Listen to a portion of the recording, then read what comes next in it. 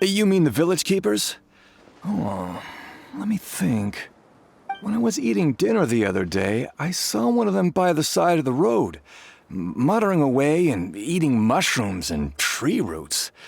They shouldn't go around eating that kind of stuff. Okay. Did you notice anything else? Anything else? No, I think that's all I have to tell you. Sorry.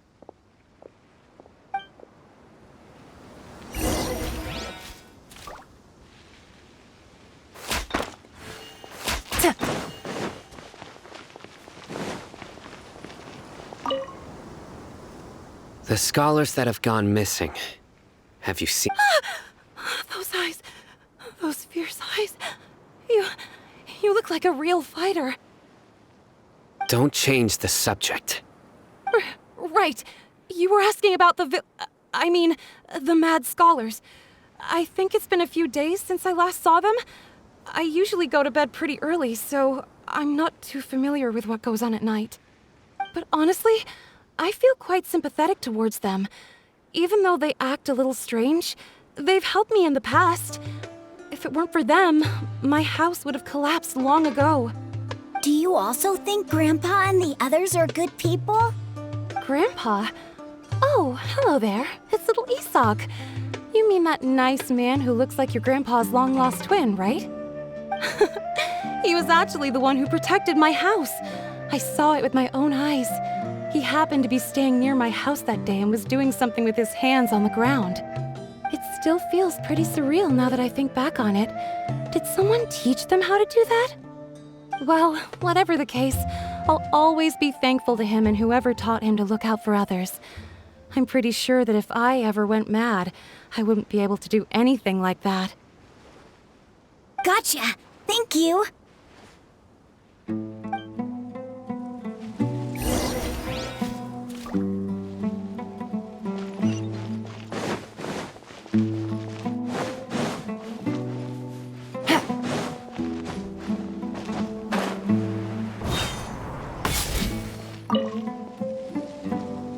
Sir, have you seen my grandpa recently? You know, the one who likes to sit and space out near the village entrance. Oh, well, if it isn't Isak. Oh, your grandpa, huh? It's been a while. The last time I saw him, he was spacing out by the road as usual. I went and asked him if he'd like any of the food I had prepared, despite my wife's protests. Like many people, she's really quite terrified of them. And speaking of my wife, she's still always complaining about how I don't make enough mora. That might explain why she's always mad at me.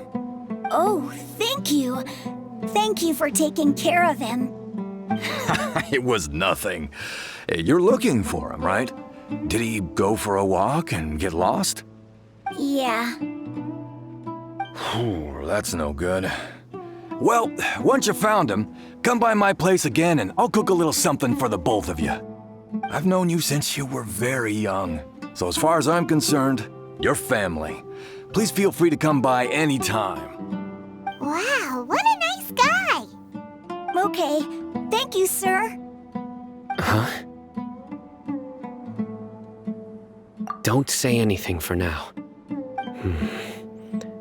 Isak, stay here. Let's head over there. Stay quiet as you move.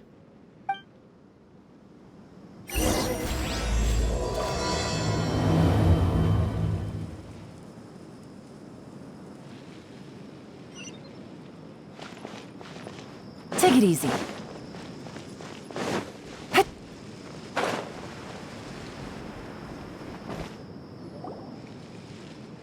Listen, see if you can make out what they're saying.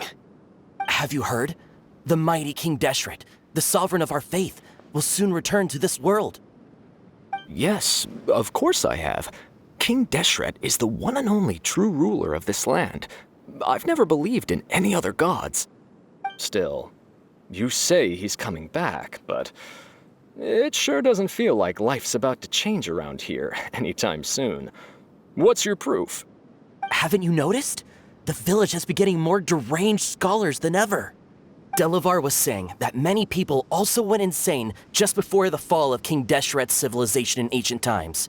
We don't quite know why, but it seems like there's some sort of connection between insanity and King Deshret.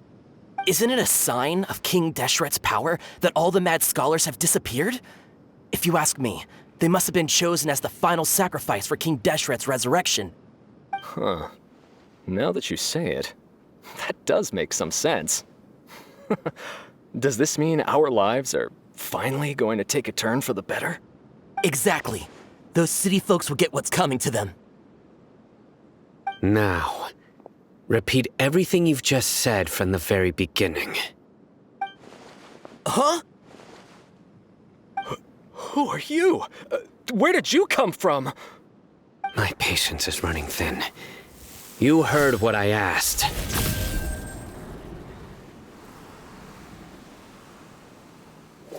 Yeah! Bro, this guy's something else. Just look at his eyes. One wrong move, and he's gonna flay us alive. Let's not get on his bad side, okay? I am no match for this guy. Oh, okay, good sir. What is it you would like to know? Tell me about King Deshret's resurrection. Well, I only know a few things from hearsay. I went for a drink the other day and heard others talking about a rumor that the madmen will disappear and that King Deshret will return to this land. I'm not making this up, I swear! Hey, go on. Keep talking. It's true. It's all true, sir. We desert folk have had more than enough of those people at the academia. They keep sending us all their mad scholars and won't let us have a good life. Would you want to live like this if you were in our place? The radicals were even more thrilled than me when they heard the news. We're all praying for King Deshret's speedy return. Delavar also said that once King Deshret returns to our side, it's only a matter of time before we conquer the land on the other side of the wall. They're all willing to serve under King Deshret and fight for a share of the glory. Is that so? Seems like he still wants to know more. Keep talking. Got it! At first, I told myself it was just the drink talking, but then all the mad scholars vanished without a trace, just as the rumors said. Please don't beat me up just for mentioning these rumors. If I'm guilty, then everyone else around here is also guilty. I'm just saying what the others said. The people here really like King Deshret, but dislike the Dendro Archon. Where is this radical person you talked about? I haven't run into him over the past few days, so he probably hasn't been around the village. What about you, man? Have you seen him at all? No, not at all. We wouldn't dare lie to you. He's really not here right now. Sounds like you're not too close with the radicals. No, of course not. All we know are their names. I have many ways to stop you from talking. And many others to stop you from sending warning messages. So you'd best just stay home and hope I don't hear of you trying to contact anybody. Don't do anything until I've gotten to the bottom of this. Try something foolish, and even Candace won't be able to protect you. Yes, got it. We'll do just as you say. That scared Paimon half to death. Sino is pretty terrifying. He didn't try to reassure us at all. It's like he's used to hearing that. Oh, Paimon bets lots of people have told him that before. I heard that. Sorry. It's part of being a Matra. The rumor we heard just now seems like a strong lead. But we need to check a few more places. Very well. Isak! I'm here. Where's your grandpa's house? Well, I can take you there. Just follow me.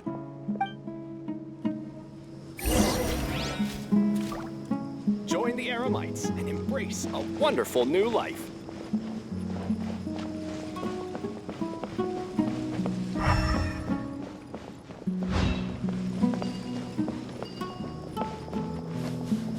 Grandpa, he likes to be alone.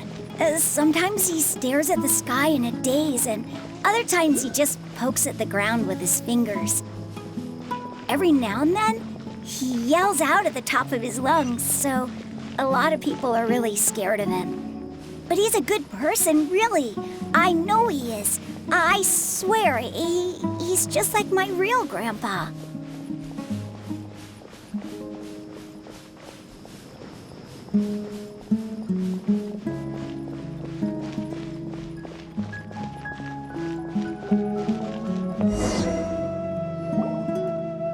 This is where Grandpa usually stays. There sure isn't much here.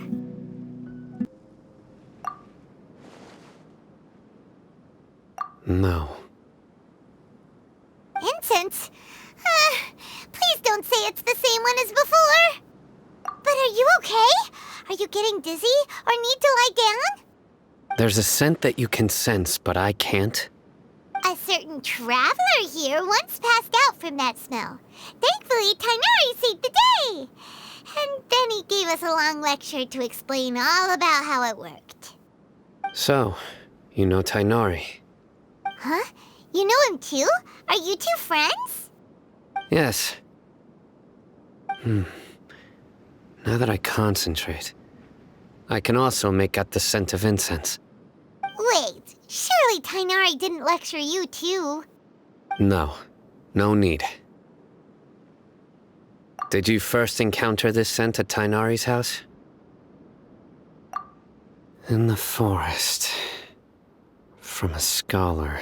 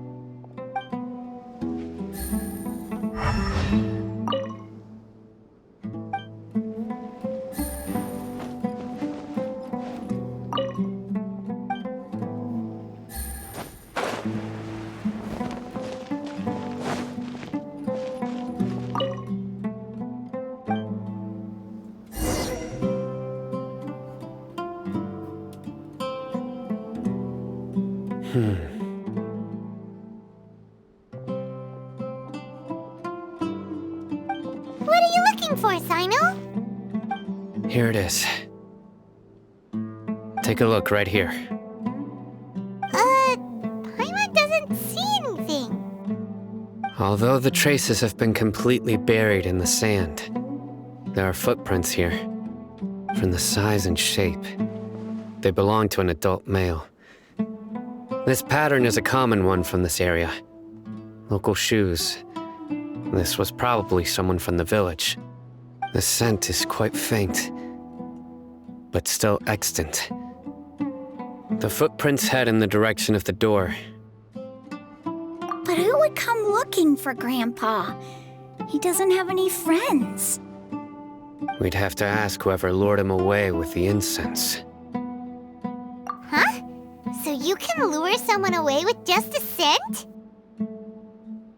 Hey! What's wrong with liking good food? Everyone's got something they love in life. Exactly. Most scholars are fond of incense, since the smell supposedly helps them clear their minds and discover new knowledge. Even deep within the clutches of madness, they still yearn for their knowledge-seeking days, and will follow the scent whenever it presents itself. No, Grandpa. So, someone's taking advantage of their weakness? Huh. Still, why would anyone want to abduct all the scholars? Are the rumors really true? Could the disappearance of all the mad scholars have something to do with the radicals? It's highly likely. Please, you have to save my grandpa. Grandpa's never done anything wrong. Please help him. Sounds like we'd better help get him back. Don't you worry, Isak. We won't let whoever took him get away with it. Let's head to Aru Village and inform Candace and the others about what we learned here. After that, we'll set off to find the scholars.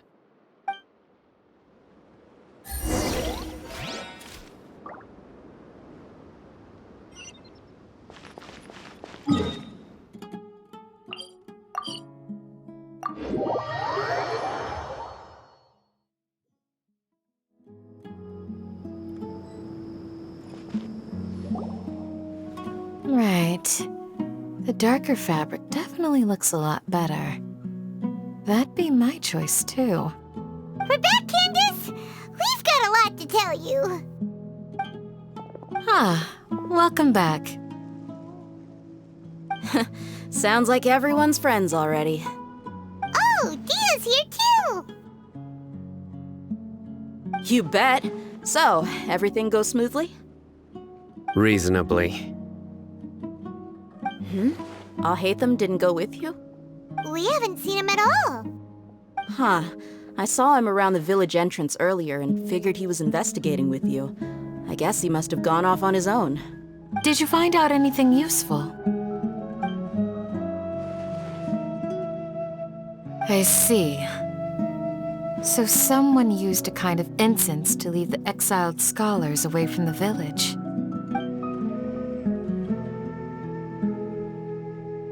The resurrection of King Deshret?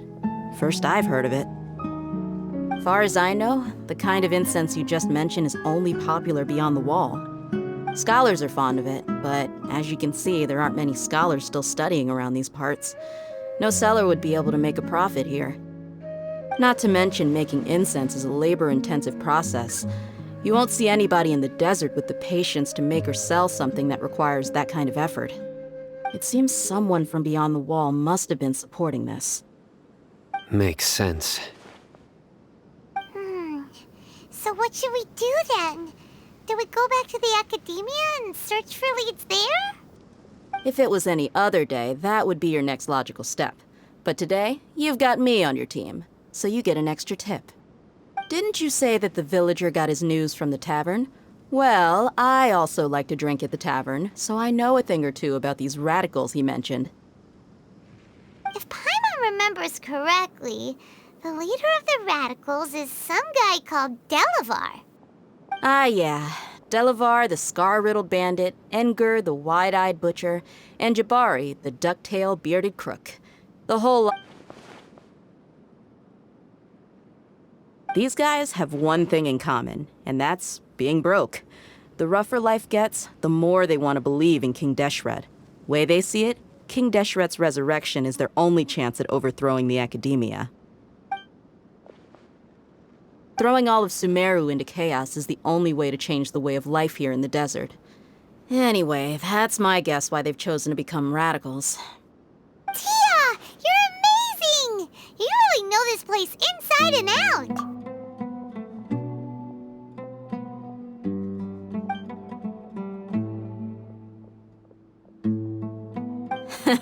No merc can afford to slack off on gathering intelligence. Every more I've spent in the tavern has been a valuable investment. Let's head out. Now hold on, you're staying right here, Sino. Why? Aru Village is not a big place. Outsiders stand out here like a sore thumb. I'd bet word about you has already gotten out. The desert is unforgiving, so the way of life here is also a lot tougher than on the outside of the wall. You survive on making connections out here. Compared to you, mercs like me are just third-rate amateurs. I've got no actual fighting skills to speak of. But that also makes it a whole lot easier for me to gain the locals' trust. I need to go around and ask some questions, but it'll be difficult if you're with me. Fine. Good, then we've got a plan.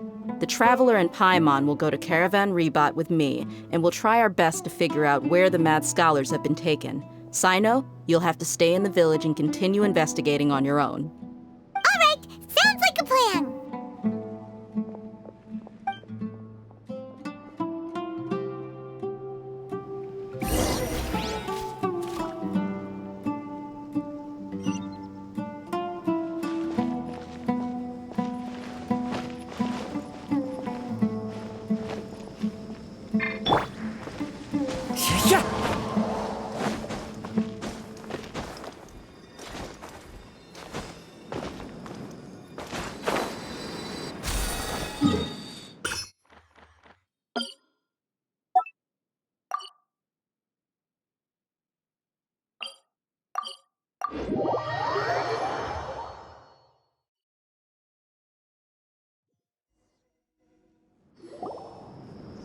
Well, here we are again. Sounds like you're starting to get familiar with the area. Paimon's amazed every time we see the wall of Samiel. How can a wall this tall even exist? It's almost unreal. I know what you mean. I had the same question every time I walked this way when I was a kid. Also, why is this high wall here? And can a wall really block sandstorms? It was only after I grew up that I realized the wall of Samiel isn't just there to keep out the sandstorms. It serves a more important purpose, keeping out people like us. Sumeru is run by wise and mighty sages. To them, us desert dwellers are nothing but tools that can be used and discarded at their whim. We're cheap labor, like livestock, but easier to control. Nothing more. Even if a child from the desert got the chance to obtain an Akasha terminal, almost all their requests for knowledge would be denied. The academia believes we're underserving. Geniuses like Sataria are 1 in a million. The other children never get a single chance to try and rewrite their fate, even though the academia knows very well that we're humans, just as they are. That's terrible. I would tear down this wall with my own hands if I could.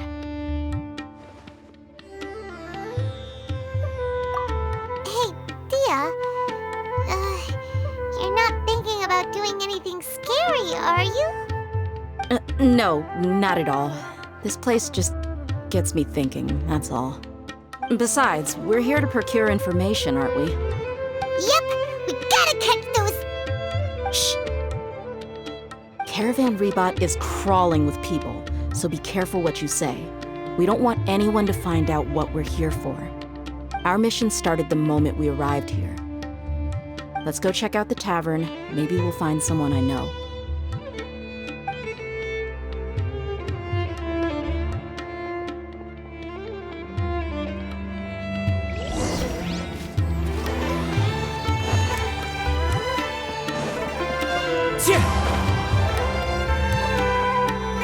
Just our luck. None of them are here today. You mean you don't see anyone you know? Dia, is that you? What a coincidence. You here for a drink too? Zaki. Finally, a friendly face. Oh, and who do you have with you here? Guests from another land? Hello, hello. I'm Zaki. Dia's, how would you put it? Drinking? We've had drinks together a few times. You could say we go back a ways.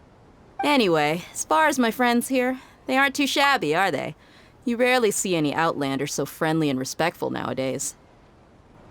Absolutely.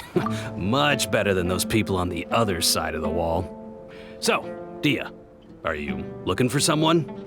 Yeah. Have you seen Engur, Delavar, or Jabari recently? Of course I have. Matter of fact, we were all here drinking together just a few days ago. I've got a spice trading deal from another nation. I thought maybe Delavar and his friends might be interested. Know where I could find him? Ah, how thoughtful of you. Then I assume you also know that Delavar's been having a hard time making ends meet these days, so you came here to help him out? Hey, keep it down. Let's just say I prefer to keep this deal a secret. Y'all at Caravan Rebot are like family. If there's more to be made, why not do it together? Besides, Delavar and his friends have muscle. They'd be a good fit for escorting the goods. Yes, how considerate of you. Delavar's my friend too, so of course I can take you to him. Come with me.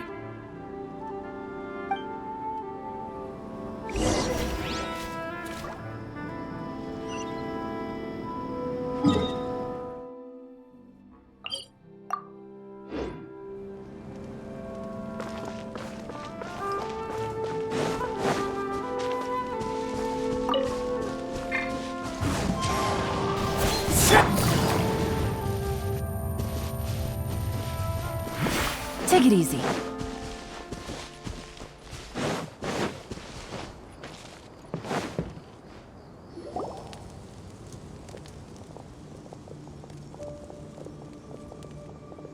Are we there yet? Yep, this is the place. This place is practically deserted. What are they doing in a place like this?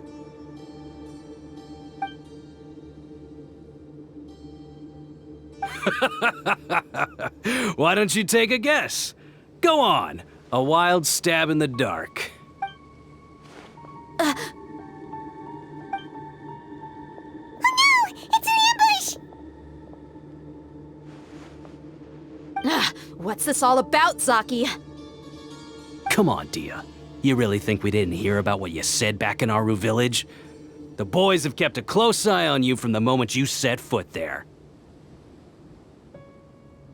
Not only do I know that you're looking for Delavar, I also know that you've teamed up with people from the Academia to look for the missing scholars. So, you've been watching us from the very beginning? Uh-oh. I knew leaving Sino behind was a mistake! And you left the strongest one in the village, didn't you? Who do you think you are? You really thought we'd fall for your little business deal nonsense? So you and Delavar have been partners all along. Dia, I guess it's only natural for a traveling mercenary like you to be out of the loop. Those of us who hang around the tavern have stronger bonds than you think. But you got one thing right. We're all looking forward to an uprising in Sumeru. There's nothing more we'd like to see than the desert folk overthrowing the Academia. If that's the case, then I'm sure Delavar wouldn't miss a second of it. I'll be honest with you, if it weren't for what you said in the village, your little monologue about the Wall of Samiel would have convinced me that you're one of us. Delavar. And Enger, you're here too, huh? Long time no see, Miss Mercenary. You should have known the traitors are what us followers of King Deshret despise the most. Dia, I thought that you, a fellow desert dweller, would understand why King Deshret is greater than the Dendro Archon. Little did I know, you don't deserve to join us. Yeah, gee, what a missed opportunity.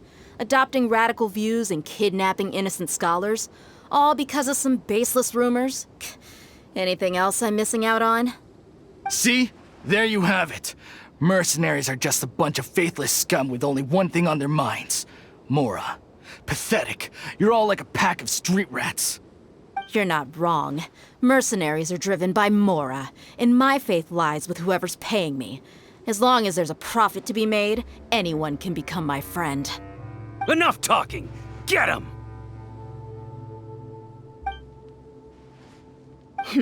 Just as I expected. Let's teach him a lesson, traveler.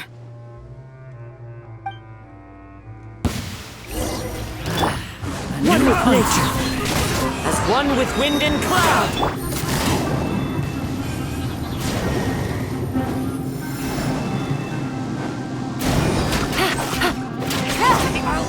Take my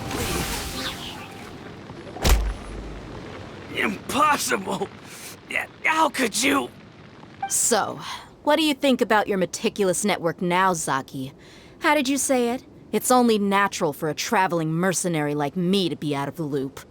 I'm guessing your informant told you that I'm just an incompetent merc with no real fighting skills, correct? I mean, that is what I said after all. And of course you would believe everything he reported. The only thing you know about me is that I'm a mercenary, but you've never seen me in action. Even though you heard we went to handle monsters together, you believed that Candace was the only one doing all the real fighting. That so-called Flame Mane is just a fraud. She admitted it herself. She just uses her connections to gain the trust of others. That's what you thought, right? Ugh. You lied in the village because you figured that we'd have people watching you. And you were stupid enough to fall for it. I figured as much the first time we drank together. You all thought you were so smart. Pathetic. Okay, that should be all of them. Whoa! So you've been planning this since we were in Aru Village? No task can be done without preparation. I just happened to notice a couple suspicious-looking people while you were out investigating. Oh, but instead of catching them right away, you let them report back. Those two who were snooping around were just a couple small fries. If we want to get the real catch, we have to be patient and give it some time. Oh, you mean the funny name she mentioned back in Uncle Ampu's house? The wide-eyed butcher, scar-riddled bandit, Paimon can't remember them all. That's just a bunch of drunk talk. Edgar and Delavar like to talk themselves up when they're drinking.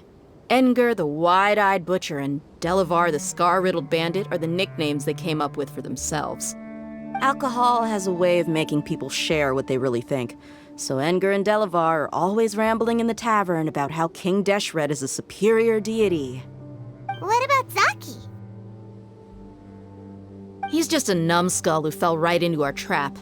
Zaki was probably the best hidden of them all. My initial plan was to find Delavar first, and then try to track him down. That's what you wanted to ask when we were at Uncle Anpu's house, right? Jabari's one of the villagers you talked to. You know, the one who wanted to treat Isak and his grandpa to some food. Wait, so he's a radical too? No, he isn't. I just needed to tack on a random villager name to make the eavesdropper think that I was making some wild guesses based on my impressions. Wow, what a genius idea! Well, that's an expert mercenary for you. Ah, you're too kind. It was straight from the usual playbook, if I'm honest. So, that thing you were saying before, is it really true? About what?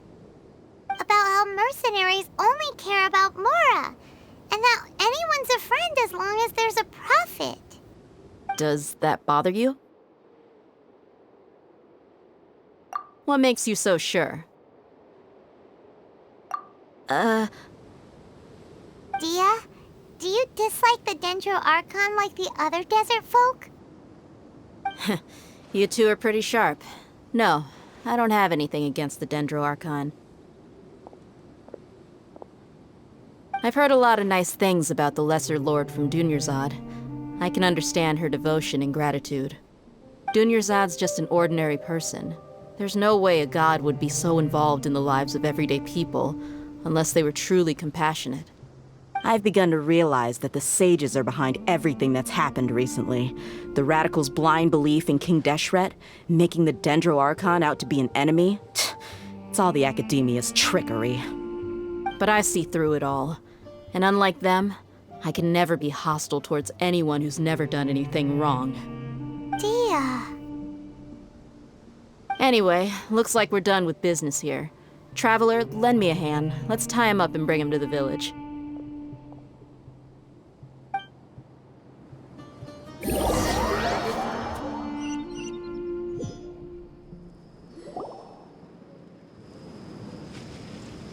This should be all of them.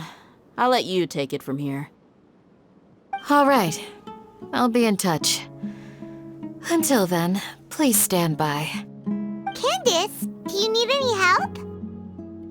Candace will be okay on her own. I trust her, so you can too.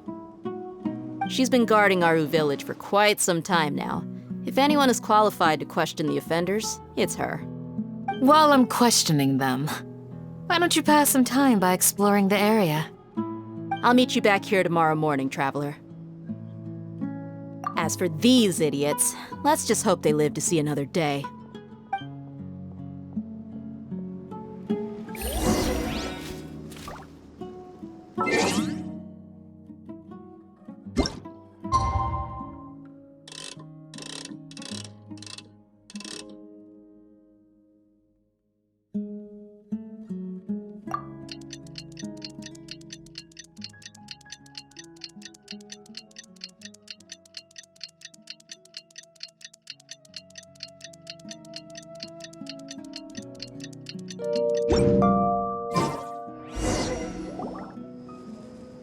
Hey, Dia! Right on time. We'll know any moment now. Paimon's been wondering. You seem to know Candace pretty well. Have you been friends for a long time? We've known each other for some time now. She's a pretty interesting person. Even though she's an extremely strong warrior, she never misuses her powers against others. Oh, Paimon knows what you mean. Like a lot of martial artists say, never take the fight outside the ring. Yep, I guess you can put it that way. It takes strong convictions to be as dedicated as she is, and shoulder that kind of responsibility. Us mercs, on the other hand, we pretty much live from one day to the next. Well, Paimon thinks you're great too. Really? Thanks for that.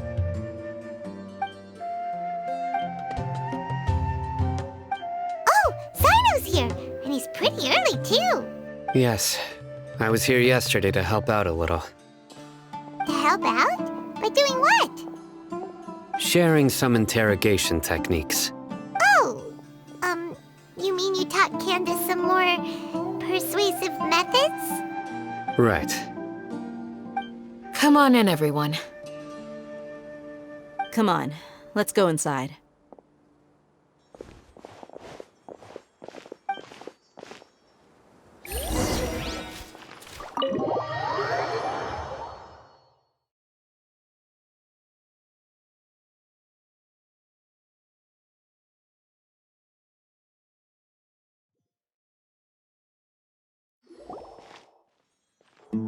Candace, where? Whoa, you look furious. Do I? Huh. What gave? Oh, there's no mask that can hide true bloodlust. Cover up your eyes, and it'll still show itself at the corners of your mouth. Perhaps I need to work on my composure. Still, it's perfectly understandable why I'm angry. I'm sure everyone present would agree. Yes, ma'am. Please, don't beat us anymore. We're gonna die. Well, looks like Sino taught her well. You fear death yourselves, yet you do not hesitate to place the lives of others at risk. The ones you call mad scholars are known to us as the Village Keepers. They are vital members of our community, and some even count them as family. You come here to my village, and you treat my people as nothing more than stepping stones towards your goal. Tell me, what would you do to you in my position? Mercy! Please have mercy! You've made your bed. We may both be desert dwellers, but there's one thing that I understand better than you. The resurrection of King Deshret will only result in war. And war serves no one. The people of Aru Village care little about which god is in power. Life may be tough and tiring, but we wish to preserve our way of life. A war would only cause us to lose all that we have. And that is not a responsibility that you can afford to shoulder. We understand. We're sorry. I'll tell you everything I know. Please, just let us go. I'm listening. You might not believe this, but it wasn't us who came up with this idea. Someone was spreading rumors in the tavern. That's how we ended up hearing about King Deshret's resurrection. Some mystery man told us that mad scholars will make the perfect sacrifice to usher in King Deshret's resurrection. They give their lives, and we can get anything we wish for. They're called village keepers. Slip up again, and you'll regret it. Yes, sorry. It was all that mystery man's doing. He told us to spread the word about King Deshret's resurrection, and talked us into helping him. In return, he said he'll help facilitate the resurrection process. I'm not sure. That's one. Huh? One what? Strike. You get a total of 3. Then, you die by my hand. Wait, I'm telling the truth. We don't know anything. It was all him. 2. He got us to lure them out of their houses in the night with some kind of incense. We take them to a junction outside the village. Then the mystery guy takes them from there. You gotta believe me, please. I'm telling the truth, I swear. Just ask them if you don't believe me.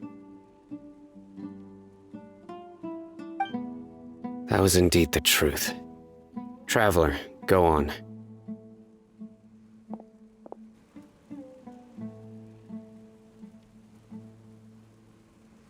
You have to believe me. If I knew that, I would have told you his name right away. I'm not risking another beating to keep his secrets. No way. That guy, he wears a cloak, and he's always careful to cover his face. He calls himself King Deshret's envoy. I believe I may know what's going on. Uncle Anpu? What do you mean?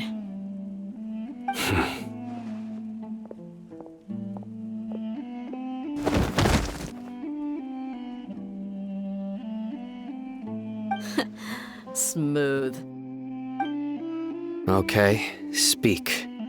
If my suspicions are correct, this mystery man they speak of could be from the academia. Some time ago, people from the academia attempted to take the village keepers away. I refused, insisting that they are part of our community. It strikes me now that this secretive character shares the same goal they had. Which means it's highly likely that the academia was purposely spreading a false rumor to trick the radicals into delivering the village keepers right into their hands. They were the ones who brought them here to begin with. Now they're trying to take them back? We aren't gonna let that happen. Not the academia again. Just as I thought. But what could they want with the village keepers? People are nothing but tools in the eyes of the academia. A change in their plans likely means they found another way to exploit the scholars. Regardless, our top priority now is locating the village keepers. You're right. Isak is still waiting for news on his grandpa. Time to go. Let's leave the village and try to track them down. Yes. Pack up and get ready to leave. You got it. Candace, I'll let you deal with the radicals. Leave everything outside the village to us. All right. Let's meet back here once everyone's ready.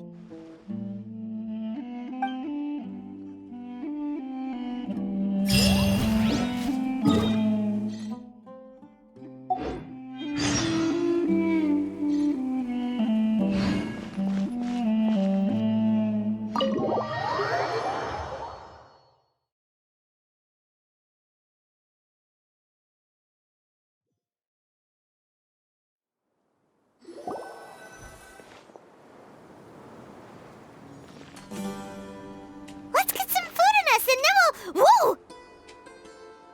Where did you come from? Well, as you can see, I am merely sitting here and reviewing what we have deduced thus far. You were gone for ages! And now you're suddenly sitting here musing to yourself? Where have you been anyway?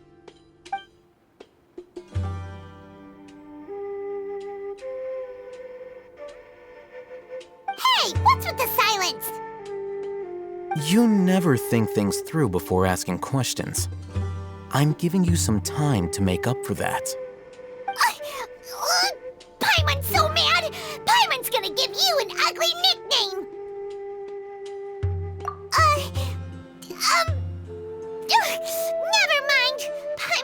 nothing. There's just nothing super obvious to pick with this guy. It makes it so hard. Well, you've heard nothing to suggest I left this whole time. So clearly, Anyway, you plan to leave Aru Village and keep searching for the truth of this matter, yes? Yep. We're not gonna find out anything more by staying here, so we thought that we might as well take the search elsewhere. Enough with the silent treatment! No. I'm just surprised that you decided to team up with him. Alhaitham, you haven't helped us out at all ever since we arrived at Aru Village. Bold of you to question our choices. Yeah, you're all talk! While you were investigating, I had my own work to do, which I've now finished. Really? Paimon doesn't believe you. To be honest, we aren't really a team, so I have no obligation to inform you of my whereabouts. Not to mention that going separate ways allowed me to find some important information that you all had missed. Huh? Right here in the village? Correct. What did you learn? I'm going to take you to someone. But before that, you need to understand where she's coming from. What does that mean? How do you think the residents of Aru Village feel about what we're doing? In other words, do you truly believe every single word the villagers tell us? You mean some of them lied to us? Hiding the truth does not necessarily equate to lying. Again, these people have their reasons. Remember what Candace said? Most people in Aru Village don't necessarily care which deity is in charge of Sumeru. That's because whether King Deshret or the Dendro Archon has power is of little significance to them. By contrast, the perils of their daily lives are ever-present concerns. They won't simply share everything they know with you without good reason. That's why you believed there was no further information to be found in this village. Glad you're following along. Among those you have talked to, there's someone who was consciously keeping you out of the loop. In fact, she's been observing your every move since you arrived. The reason being, to someone who only wants to live their life in peace, any external factors introduce unpredictability into the equation. Those eyes, those fierce eyes. You look like a real fighter. Don't change the subject. It's quite obvious that she's intimidated by Sino's authority and strength. Right. You were asking about the the mad scholars. She corrected herself mid-sentence because she's aware that there are King Deshret fanatics in the village. If she sounds too friendly towards the village keepers, she could easily make herself the radicals' next target. I think it's been a few days since I last saw them. I usually go to bed pretty early, so I'm not too familiar with what goes on at night. Remember? She made a point of denying her involvement in anything that occurs at night. But honestly, I feel quite sympathetic towards them. Even though they act a little strange, they've helped me in the past. If it weren't for them, my house would have collapsed long ago. After speaking to the village chief, it became clear that the village keepers had protected Aru Village at night. In other words, the young miss was very much awake during that time. Then why would she lie? By getting involved with an outsider, she risks drawing unwanted attention to herself. As for why she might be so wary about all this, maybe you should ask her. I'll pass on this one. You said that she is afraid of me. If so, it's best if I stay out of this. We're on it!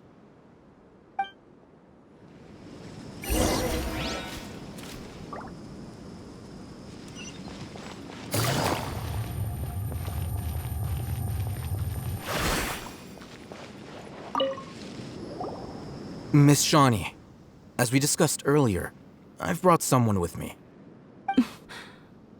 Mr. Alhaitham, I'm aware of where you stand, but how can I make sure that your friends think the same as you? Huh? What do you mean? We need to clarify our stance or something? Go ahead and talk to her. You'll get the answers you want. Go on. Earn her trust. Is it really that simple? May I call you Traveler? Hi, Traveler. I want to ask you something. Do you think the resurrection of King Deshret can truly change Sumeru for the better? Why's that?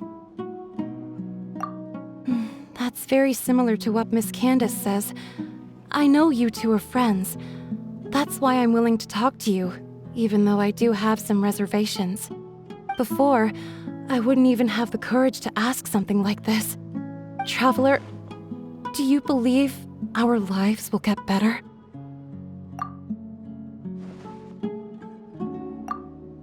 Yeah! We came here from another nation, so it isn't wrong of you to be weary. And we aren't really residents of any one nation. But even so, we've met lots of people from different places, and we've always fought for what we believed in. We have friends in Sumeru, and we want to help them. That's why we decided to stay here for a while.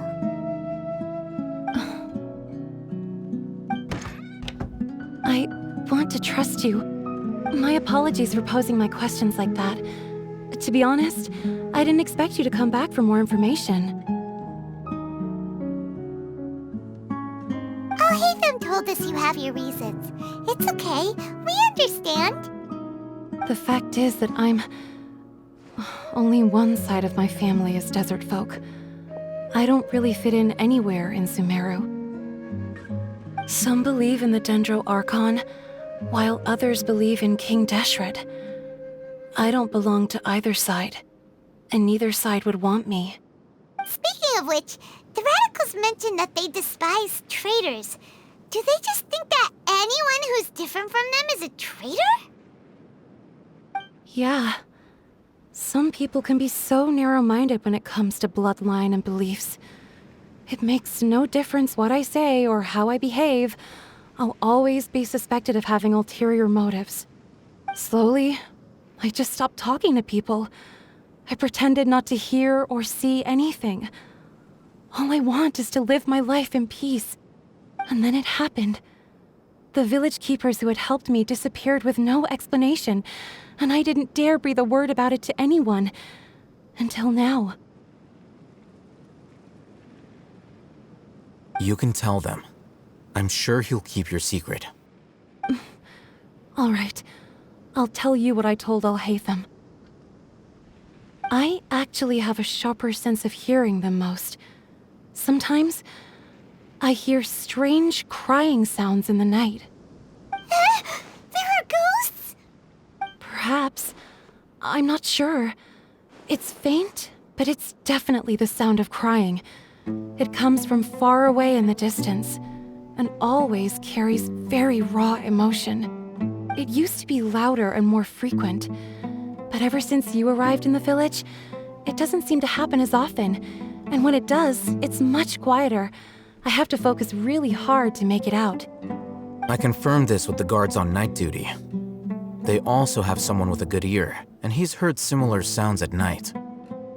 But, because we're in the middle of a desert, he would rather believe that they are the cries of beasts than ghosts. There's really nothing around these parts, except for an old hospital not far from the village. I think they used to use it for treating Elazar, but it's been abandoned for years.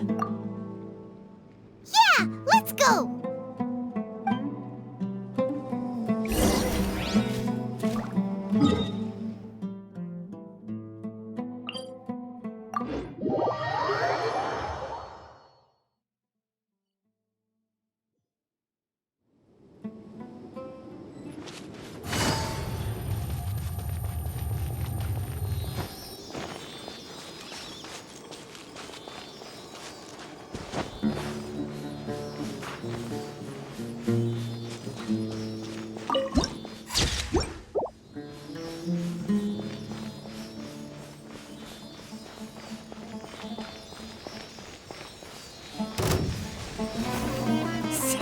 to me. Into the wind. Quietly now. This is order. Here comes the catch.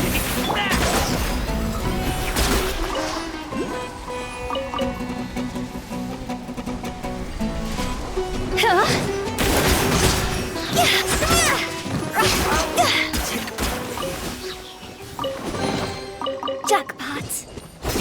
Oh, is this the place? It's in terrible shape, and there's sand everywhere. Empty and forgotten. An ideal place to hide people.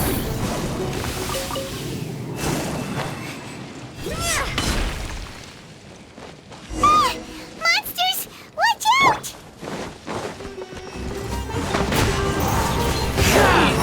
Gotcha. Things are about to get dicey. Stabilize.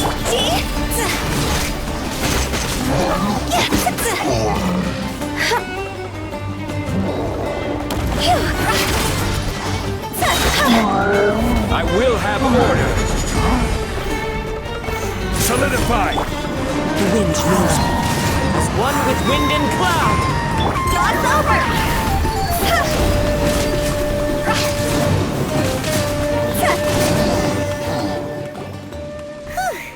They were easier to deal with than Paimon had expected.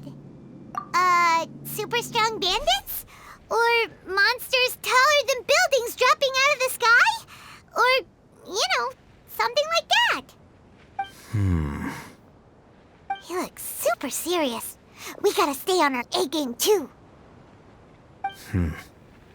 This is the one.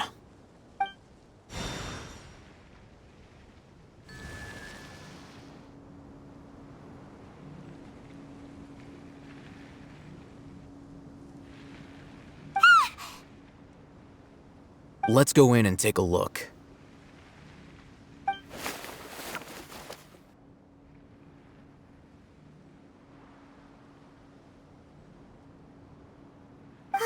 Hey,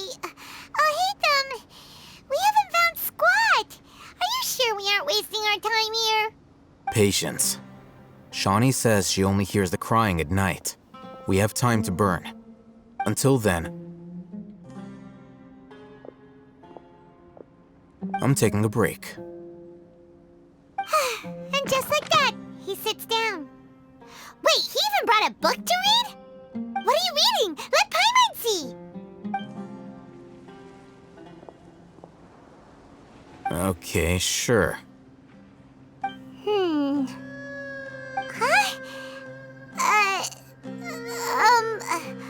The natural position, which is the positional propensity of an entity in natural motion in contrast with an object in forced motion? Huh? When free from external influences, every entity displays the tendency to follow its natural trajectory? So, you got that? Oh, Paimon gives up. You keep reading your book. See ya! How is he so relaxed? Look at him, reading an impossible book in a creepy place like this. Hey, Paimon's your Tibet travel guide. Paimon knows plenty of useful stuff already. And anyway, it's not Paimon's fault that the books people read in Sumeru are so complicated.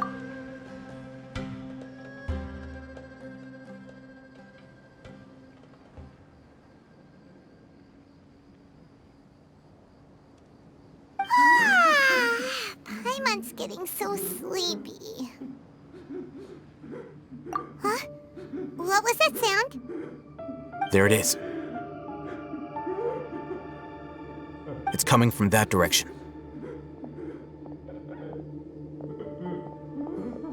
Is the sound coming from here? Huh. Paimon's not seeing anything. It's from below. But there's no way we can get down there. Something is off about the interior here.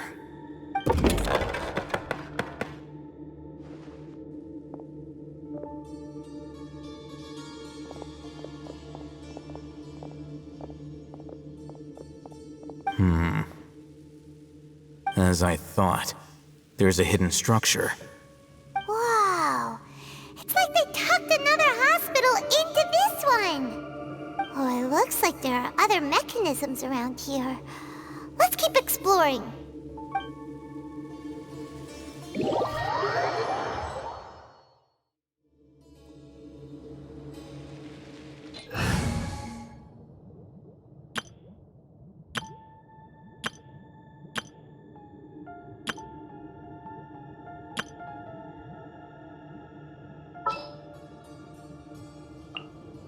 This world is full of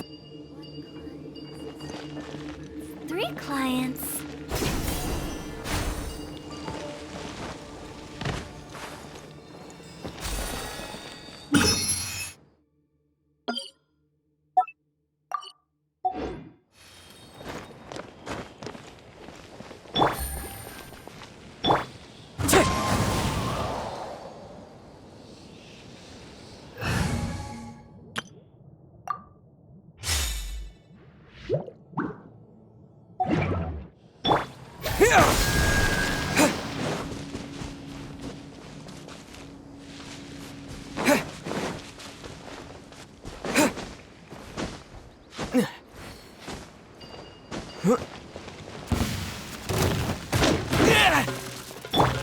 Into the wind! This is order! Propagate!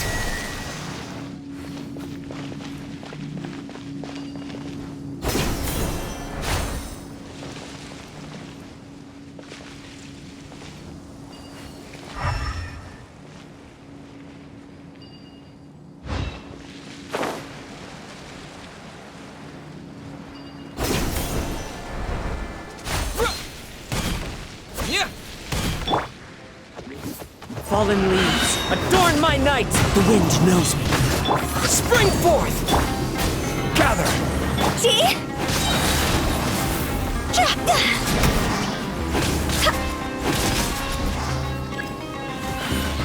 Higher, higher, hands on fire!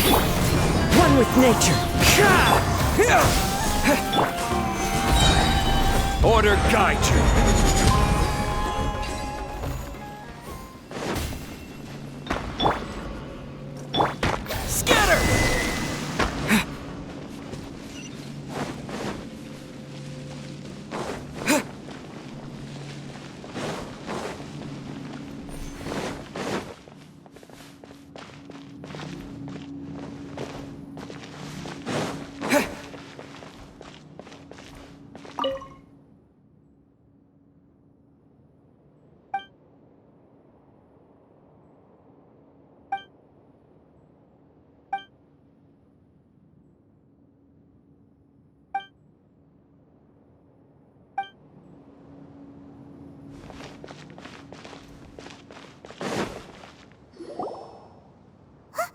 Look!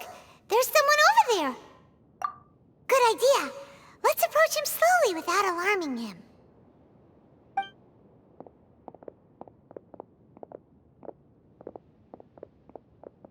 Wait.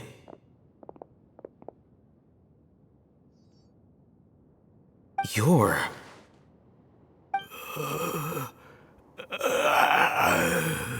He can't speak, and his eyes are unfocused. But he looks too young to be anyone's grandfather. Also, why is he the only one here? Didn't expect to see him here. You know him?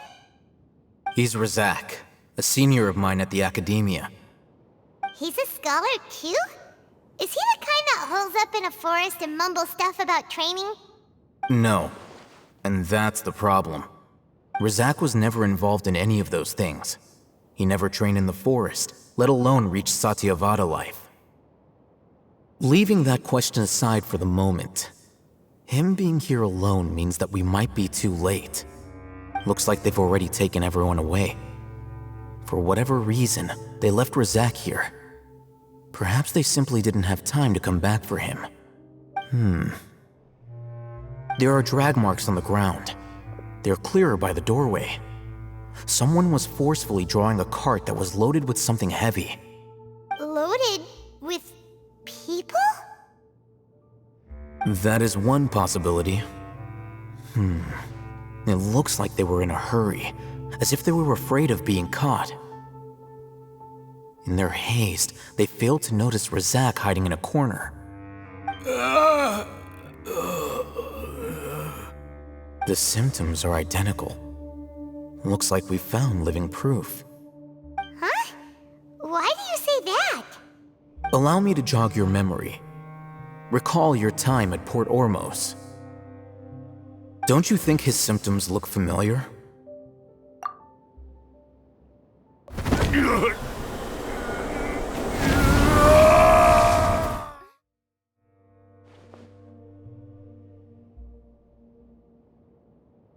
Oh, now that you mention it, they're acting the same way. Correct. The Academia is behind all of this. It isn't difficult to deduce their rationale. First, the Academia spread a false rumor of King Deshret's resurrection, emphasizing the role of the village keepers, the mad scholars who were exiled to Aru village. These rumors were all the persuasion that the radicals needed, and those based in Aru village leapt into action. Unbeknownst to them, of course, through rounding up the scholars, they were actually helping the Academia. As well as being able to exploit the radicals for their own ends, this scheme has one further advantage to the Academia. All the risks and responsibilities are offloaded onto King Deshret's followers. Life for the desert dwellers has been brutal ever since King Deshret's death all those years ago. Beneath the surface, feelings of desperation are widespread. Many would give everything they have for the prospect of something better. Anyone looking to exploit that for their own ends simply needs to make a few empty promises. Even if complications arise, people will see that those involved are all followers of King Deshret and look for no further explanation than differences of belief. A deep-seated mistrust of the desert and everyone in it by the rest of Sumeru will make sure of that. The notion of an Academia plot wouldn't even cross their minds. It may seem like a simple strategy, but it is able to work wonders under Sumeru's current circumstances.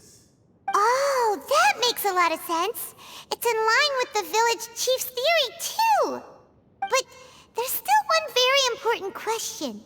Wasn't it the Academia that brought the scholars to Aru village in the first place? Why does it want them back now? Throughout this process, one thing has changed.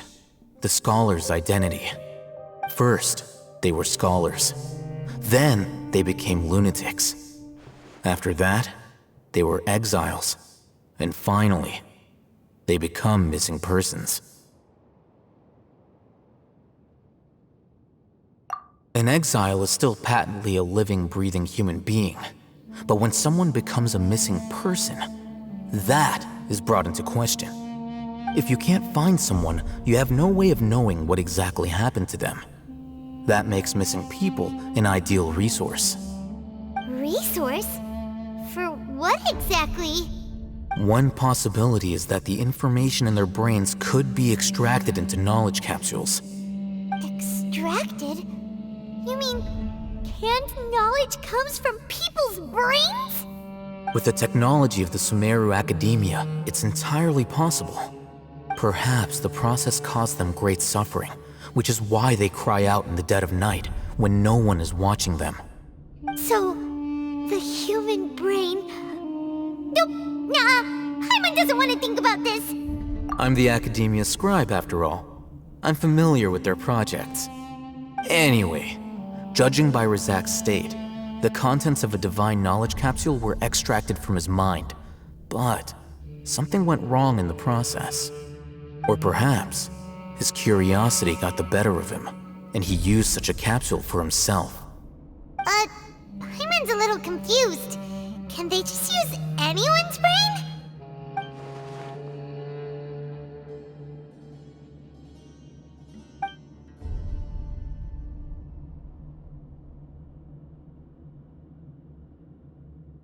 The look on your face tells me you've realized the answer. That's right. To some scholars, gaining knowledge about the gods is their entire life's pursuit. Extracting canned knowledge is just one of the extreme measures they turn to. However, I can't help but wonder, what do they seek to gain from divine knowledge? The academia is going out of their way to look for forbidden knowledge, but what is their ultimate goal? I've spent quite some time trying to analyze the contents of the divine knowledge capsule, but to no avail. It seems like my way of thinking is too different from theirs. You mean you're not even slightly interested in getting your hands on this forbidden stuff? All scholars seek to expand the horizons of knowledge, but I'm not particularly interested in gods, so I don't share their degree of zealotry. Extracting information from people as if they were lifeless objects? If this is the direction of academic progress, then the academia may as well shut its doors. Sounds like you're really against all this. Of course. The academia's actions run contrary to their rules. Whether it be academics or knowledge, everything has its boundaries. If those lines are crossed, the rules and order that govern everything in the world will be destroyed. This matter needs to be corrected, just like fixing a typo in a book. Wait, didn't you step in to help because you felt sympathy for those poor people? Not to be callous, but no. My criteria are a little more restrictive than that. There is no shortage of suffering in Sumeru, and the same can be said for the rest of Teyvat as well. What do you plan to do about that? Save every last person? Probably not. Paimon's not sure. You can say that. Simply put, I don't blindly place my faith into strength or heroism. I do what I want. The divine knowledge capsule is something I want to investigate in full. That doesn't mean I'm willing to take action for the sake of a few strangers.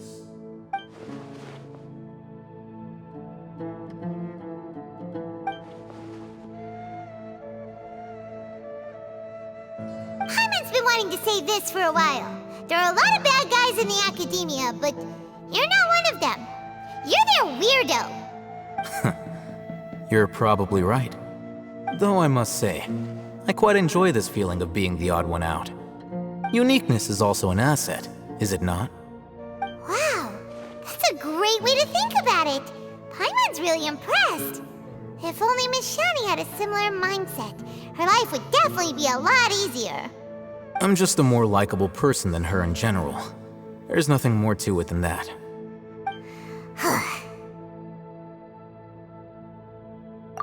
He won't last long if we leave him here. Let's take him with us.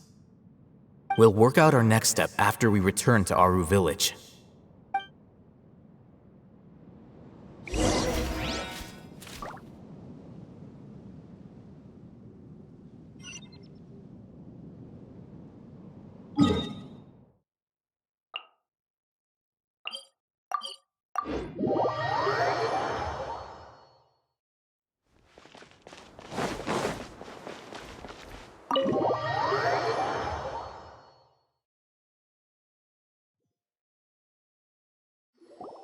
We're back!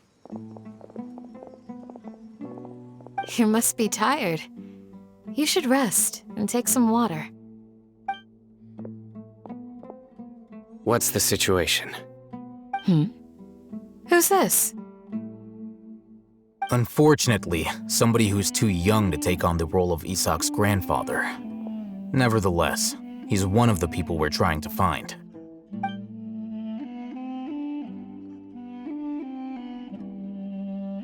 So, at one point in time, the abandoned Elazar Hospital served as the Academia's site for extracting divine cant knowledge.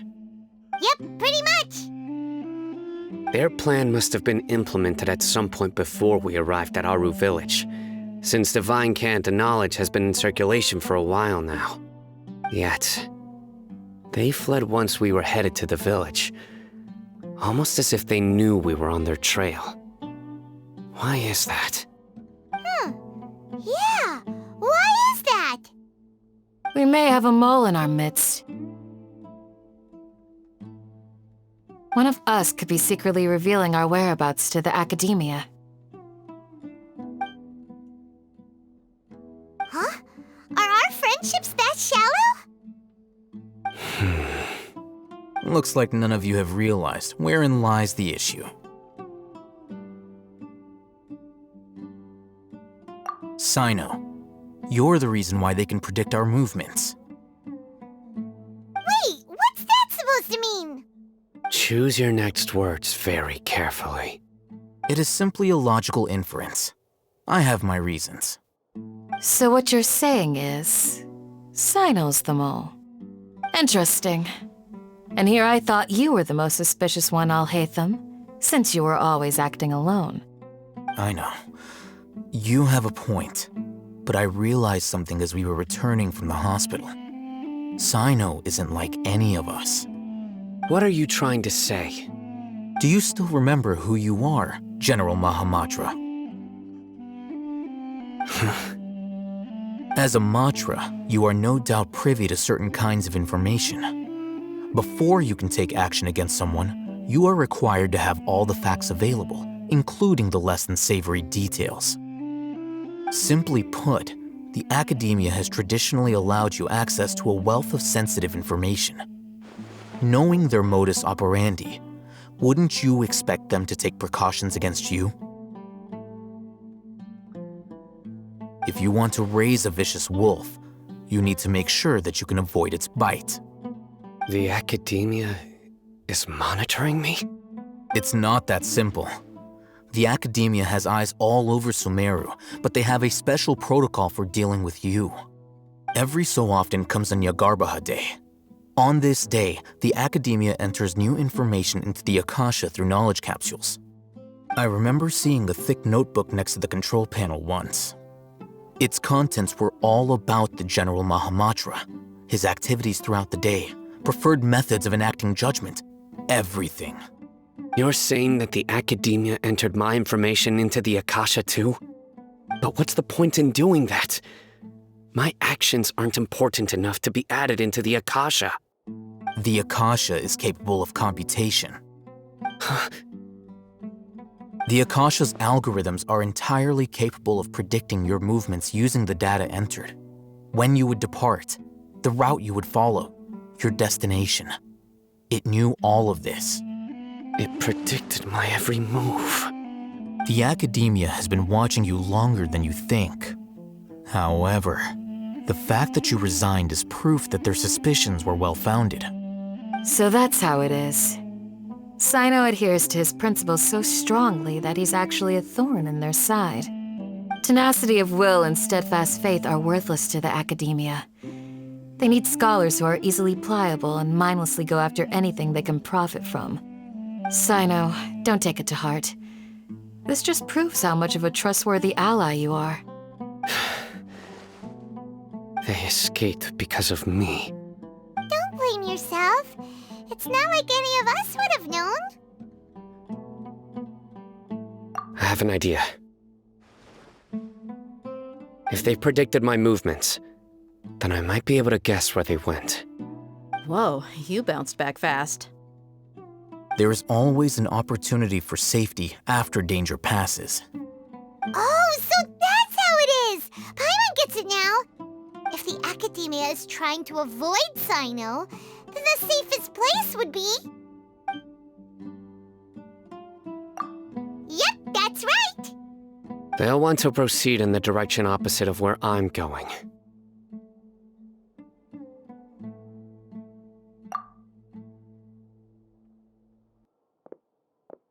I must go. There's also something I want to investigate. Let's go, guys! After him! Please, wait! I want to go too! You want to go too? If so, you have to promise you'll stay safe. I want to find Grandpa. I promise I'll be careful and not cause any trouble. Everyone, I leave him in your hands. Yay! Let's go! Remember to pack some food with you! Paimon feels like we're missing someone, though.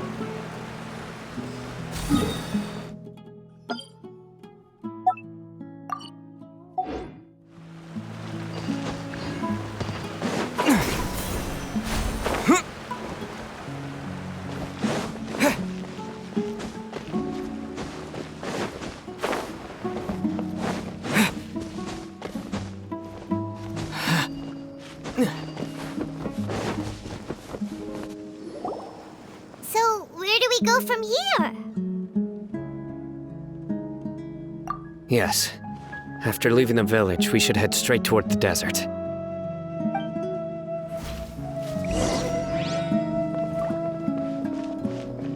I know the desert like the back of my hand. Is that because you play here a lot? Yep. One time, Grandpa almost got lost in the desert, but I was the one who brought him back.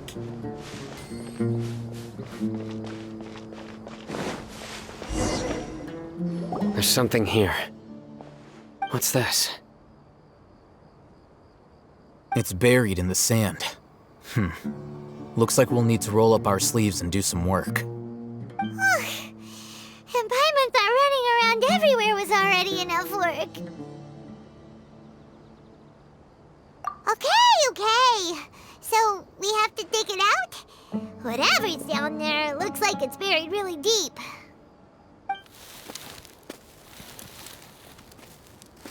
These are likely fragments of an Academia-developed device, something akin to a headset. Looks like there were more than one village keeper. They must have been escorted this way because there are device fragments scattered around here. Let's split up and search the area. Chances are that we'll find other things nearby.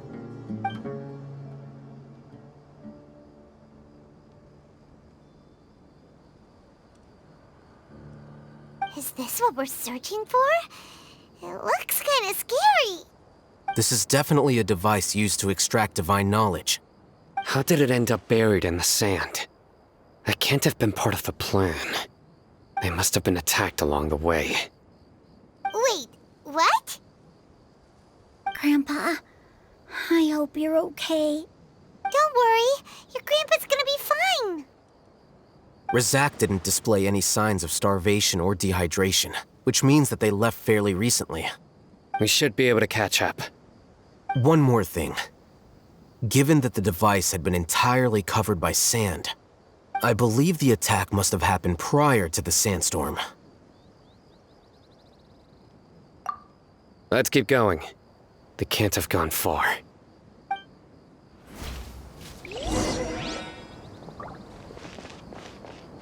Ugh, but running on sand is so tiring. But you're flying, aren't you, Paimon? Is flying over sand tiring too? Ugh, of course it is!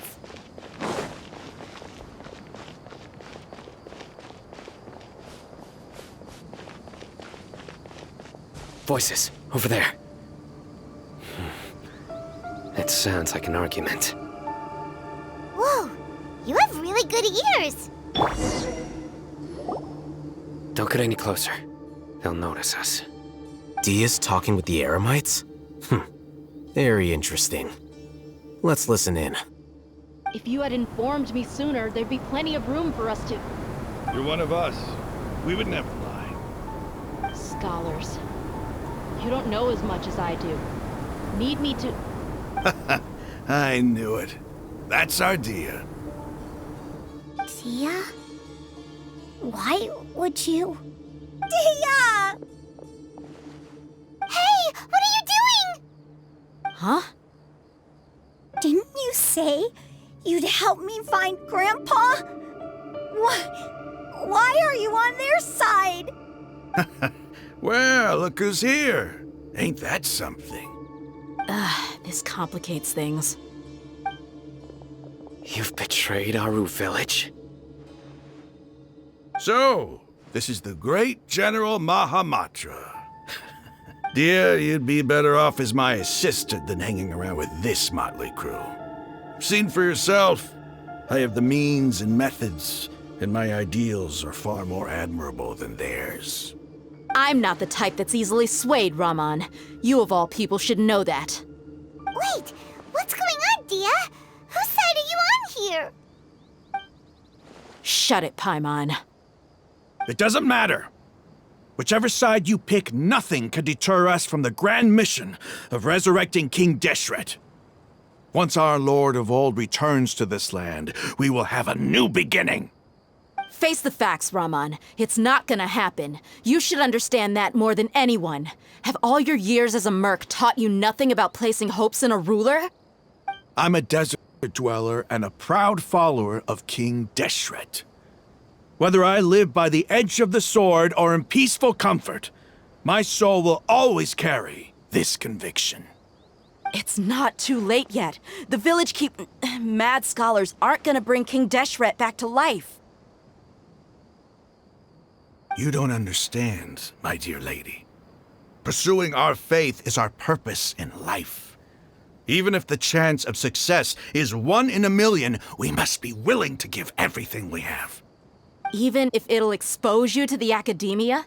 Even if they end up disbanding the Eremites? Your Eremites, which you've worked so hard for all these years? Yes. We've waited a long time for this day to come. The sun and the moon no longer shine here. All you see now is cracks in this desiccated land.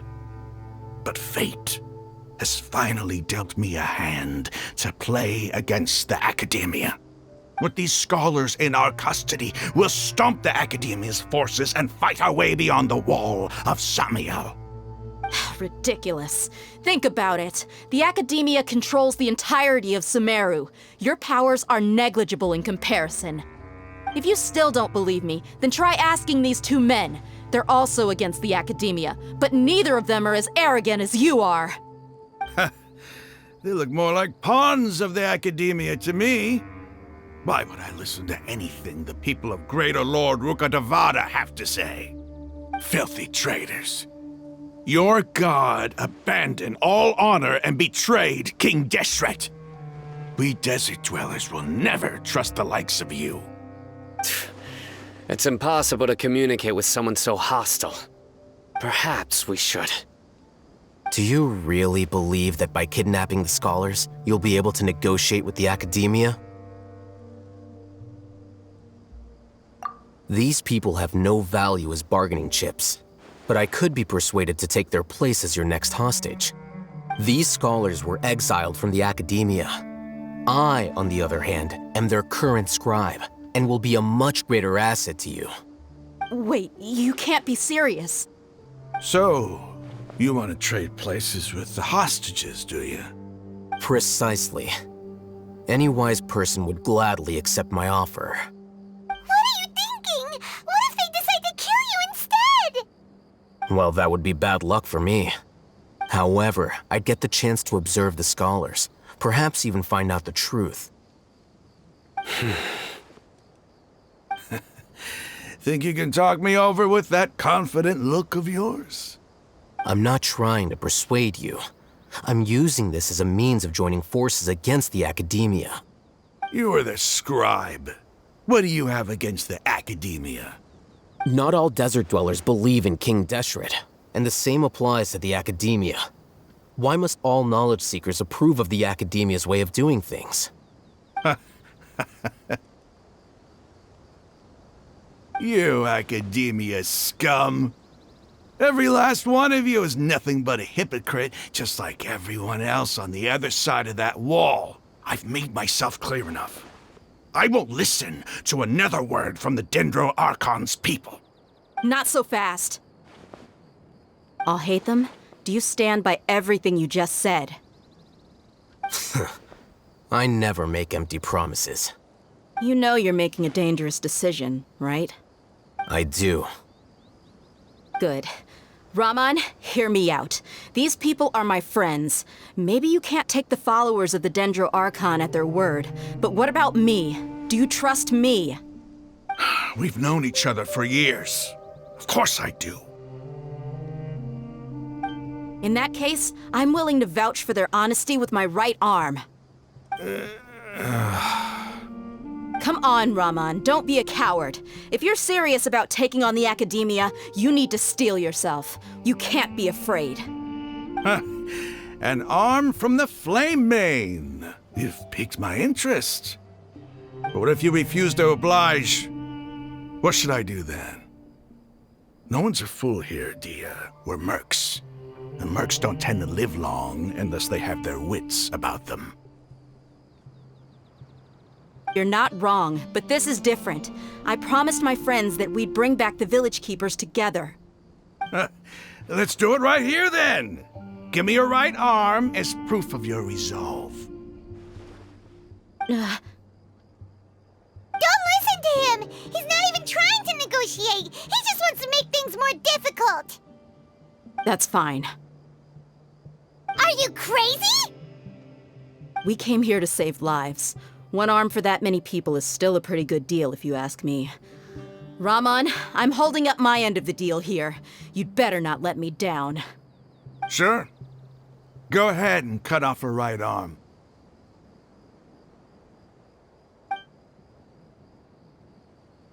No! Dia! What are you gonna do? Think of something! You don't have to go this far. That's not for you to decide. Do it!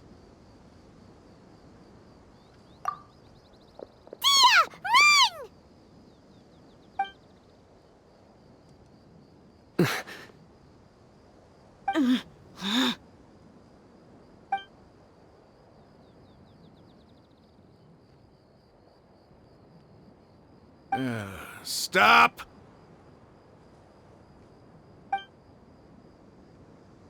What's wrong? Can't do it? Flame Mane, you and I are both desert folk. Cutting off your arm is no different than cutting off my own fingers. Where's the sense in cutting my own kin to pieces? You've shown me that you're serious. Go on now, take your friends and leave. Meet me in the desert at noon tomorrow.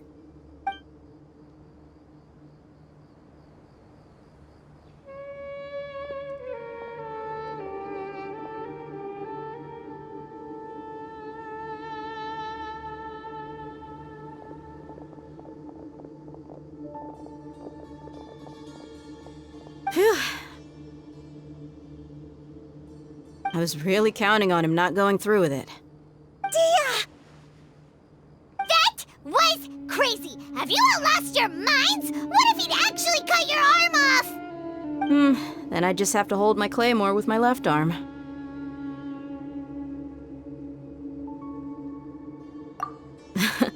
Okay, I'm sorry. But sometimes when you're out on a limb, you gotta double down to seal the deal, you know? Don't ever make a promise like that again. I can deal with the likes of them. If it came down to it, you would not lose to them either. I don't doubt it, Sino. But this is about more than me and them. There's a lot more where they came from. Even if we got rid of one bunch of radicals, there are others out there. Wiping them out would do more harm than good. As you wish. I'm sorry, Dia. I should have stayed put and listened. I should have trusted you. It's okay. I promised you I'd help find your grandpa, so I'll do whatever it takes. Whatever it takes? You just might be scholar material. Huh? Are you serious? The Eremites once said that I was a lunatic. Perhaps a little madness is essential to be successful in research. Why does it feel like he's using his praise for me as an excuse to brag about himself? Okay, let's get moving. We should head back to the village and rest up. Today was just a trial run. Noon tomorrow is gonna be the hard part.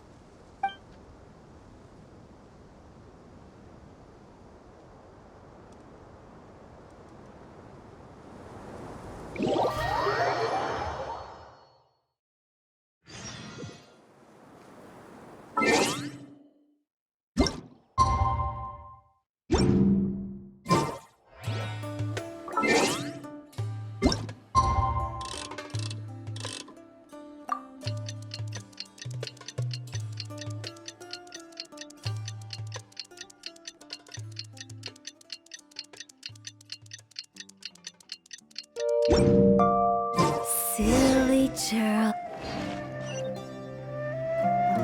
Go!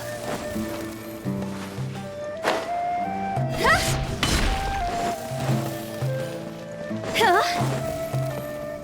Go!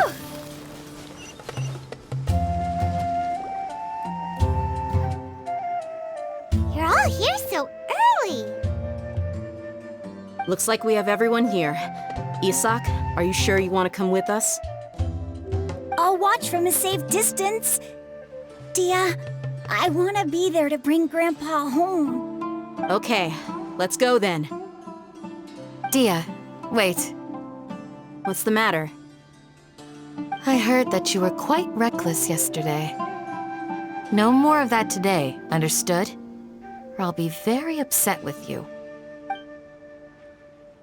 Fine.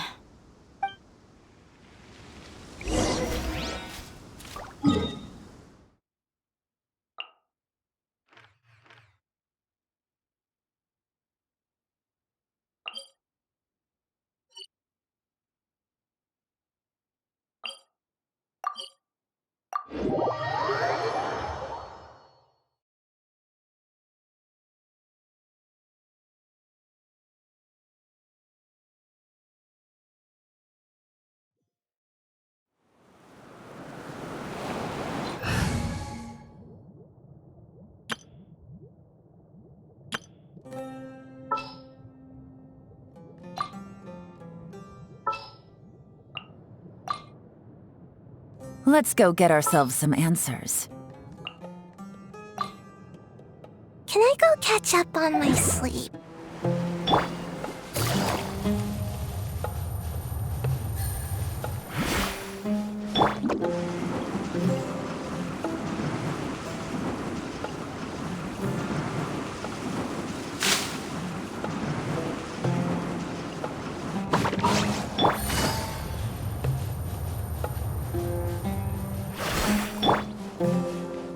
Make my escape.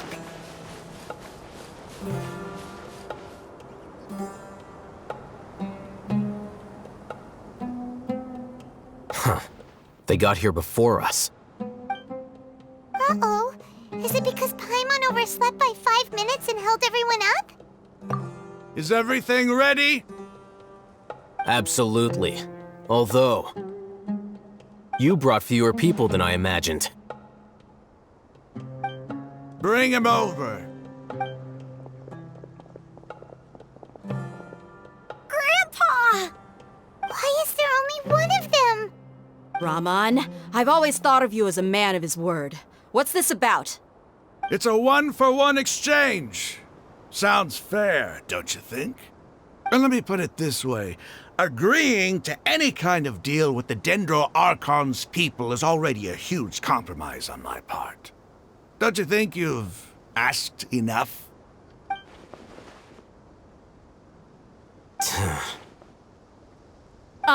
You stay right there!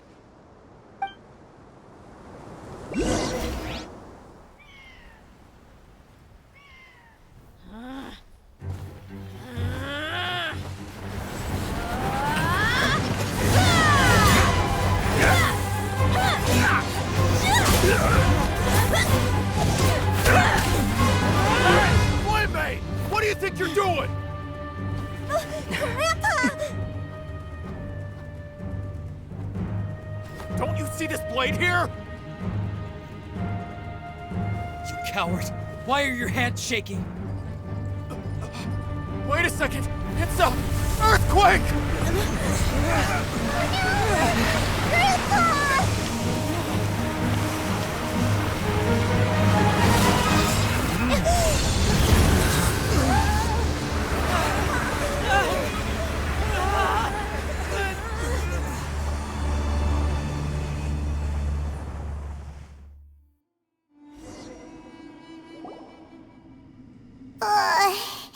Paimon's dizzy.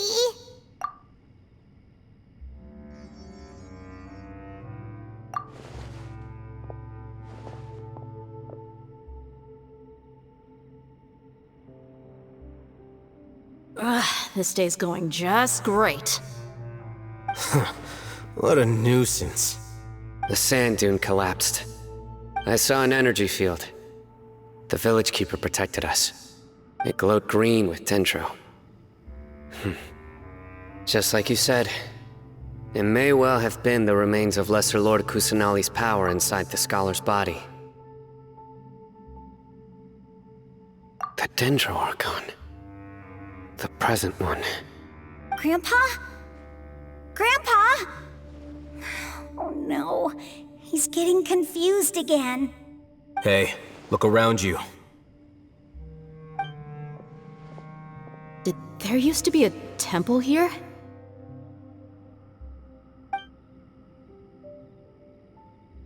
It seems that when the sand dune collapsed, it exposed these underground structures. The symbols on the gate belong to King Deshret's civilization. This structure must be ancient. Over time, the sandstorms completely buried it and left it in the state we see now. It could have been an underground palace in the distant past. Oh, a miracle. Praise King Deshret! What's he doing here? And his men too? They must have fallen down here with us. Pretty lucky if you ask me. Most of them seem in really bad shape. Except for him. He got off lightly. Mind your head. No, this isn't the time for conflict. Our exalted lord has shown us the way to his sacred palace. He's not actually gonna go in there, is he? As it happens, I want to take a look inside too. What are you doing? Don't you think it's curious? 1 minute, Lesser Lord Kusanali's power protects us from harm, and the next, remnants of King Deshret's civilization appear. 2 major deities are vying to showcase their power to us. It would be a shame not to witness them both. Paimon thought you weren't interested in gods. Indeed. In my view, gods are just a higher form of living being, or creature, you could say. New discoveries are always worth investigating. Whether they have anything to do with gods is neither here nor there. Raman, what are you gonna do about your men? I'll just let them lay here. King Deshret will take care of his people. Right now, I'm going inside.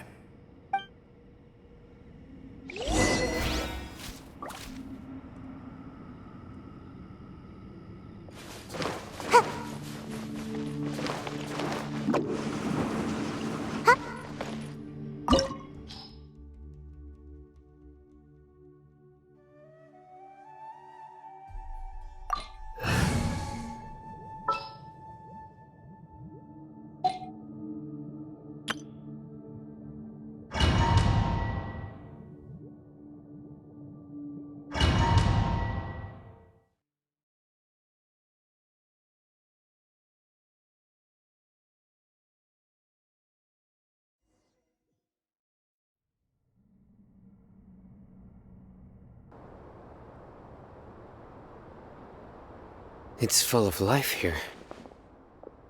This defies comprehension. It looked completely desolate from the outside. Yet, it flows with energy inside. Yeah, and there's so many plants. It's so pretty. Sir Raman. Huh? Me? Do you see another Raman here? Are you mocking me? What do you mean, sir?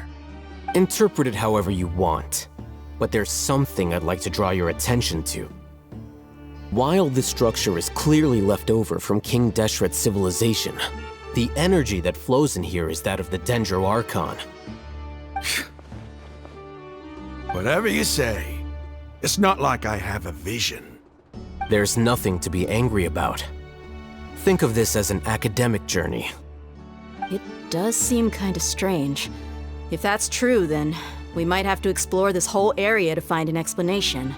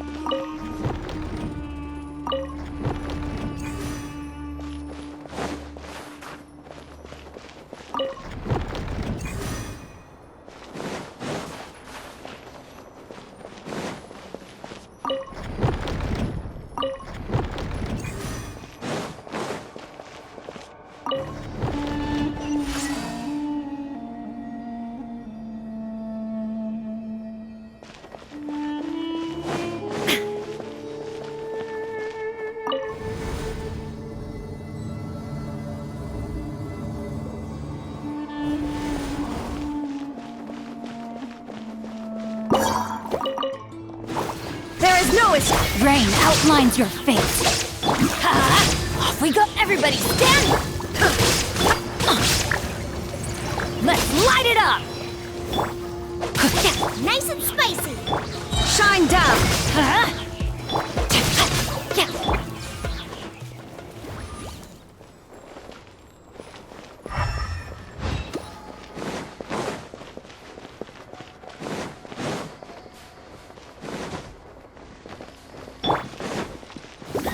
Let's light it up! There is no escape! Teamwork is dreamwork! Now you shall perish!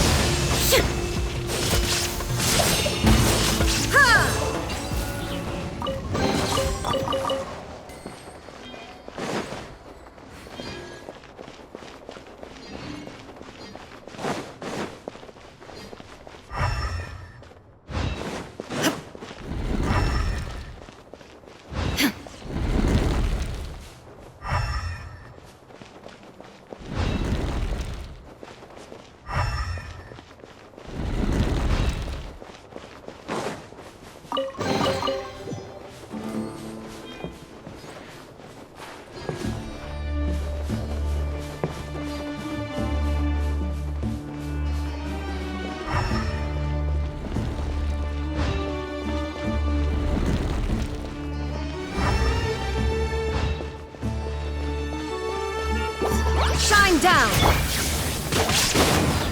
Let me weave you a verse.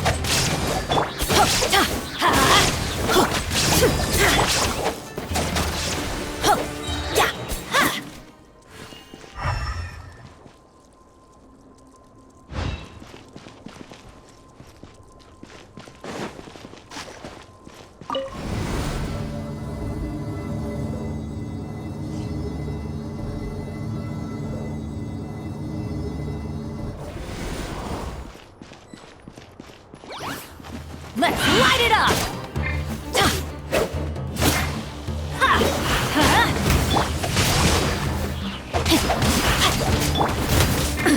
Absurd! Inazuma shines eternal!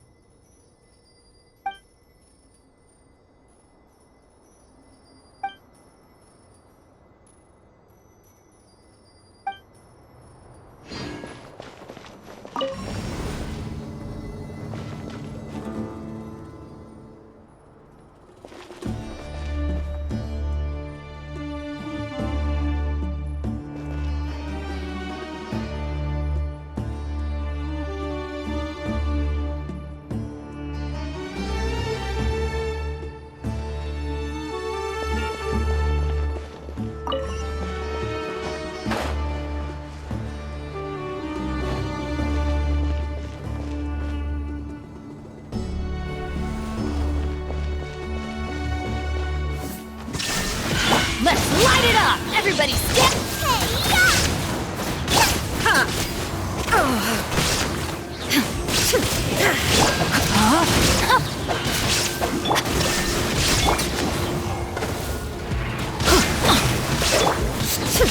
Witness the power of...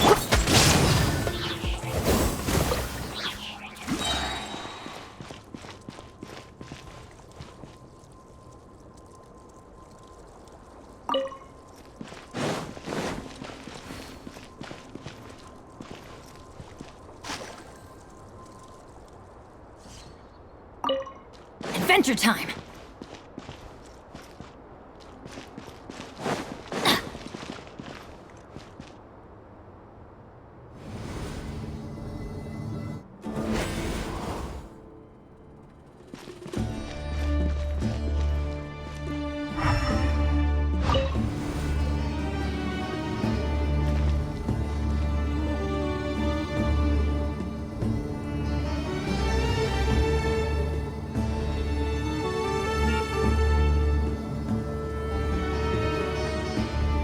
That's a sight to see.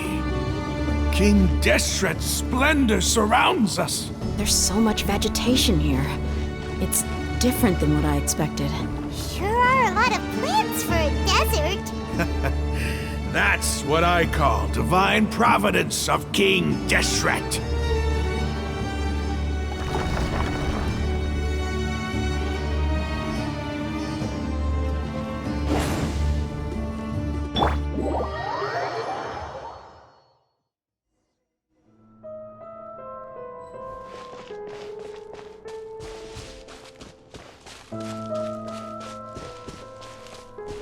It's getting brighter! Oh, it looks so beautiful!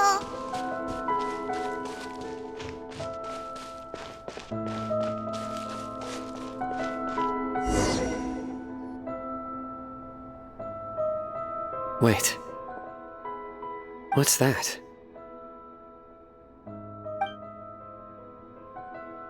A load of flowers, and it looks like there's something among them.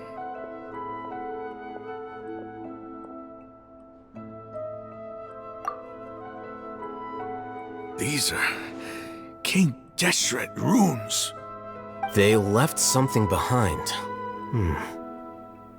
Yes. It's an elegy written in an ancient script. What does it say? Here lies our faithful priest Kasala. His wisdom is a miracle among the people, deserving of high praise and admiration. You can read ancient King Deshret script? Of course. Every student needs to master at least 20 languages before they graduate. He's not serious, right? There's still something off about this place. The elemental energy here is too concentrated. The scent of life. Is it trying to tell us something? Is this it? Analyzing.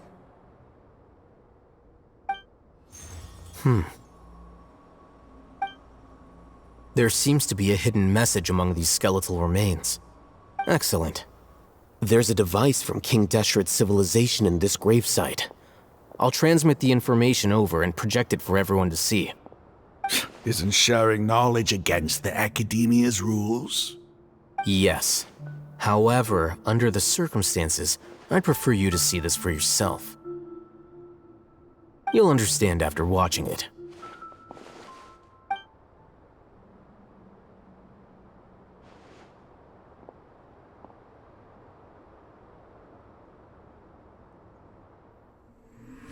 Civilization is born of knowledge, but so too can knowledge be its demise.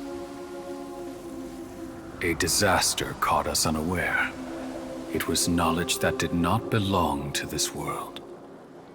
King Deshret brought this forbidden knowledge into our world, and it quickly spread like a plague. People's minds were filled with crazed whispers. Dark gray scales spread across their bodies. Even the land was stripped of its vigor. Only a desperate, deathly silence remained. Were it not for greater Lord Rukkhadevata from the forests, the damage would have been irreversible. She summoned the priests to build temples and infused into them the divine power of life. The disaster was miraculously tempered, and the embers of our civilization were preserved in Aru village. Alas, the miracle could not last. As long as forbidden knowledge continued to exist, it would forever blight this world. In the end, the proud king of the desert, my eternal lord, chose to sacrifice himself. I have spent my whole life since guarding one of these many temples. But now, my duty is coming to an end. As I close my eyes for the final time, the sight of that noble deity will appear in my vision once more. In helping King Deshret to eradicate forbidden knowledge, she exhausted her strength, and her form became that of a small child. How strange. Now that I think of her, I no longer have any fear of death. for I sense that the spirit of life will abide with me during my eternal sleep. Children of the desert, cling no longer to past grievances, but hold tight to the memory of this act of benevolence. What was that? The priest's memories. No, impossible. Greater Lord Rukkhadevata. So the former Dendro Archon and King Deshret were never enemies at all. But this doesn't make any sense. The Dendro Archon's followers, they're clearly... Was that the former Dendro Archon? She became so tiny in the end.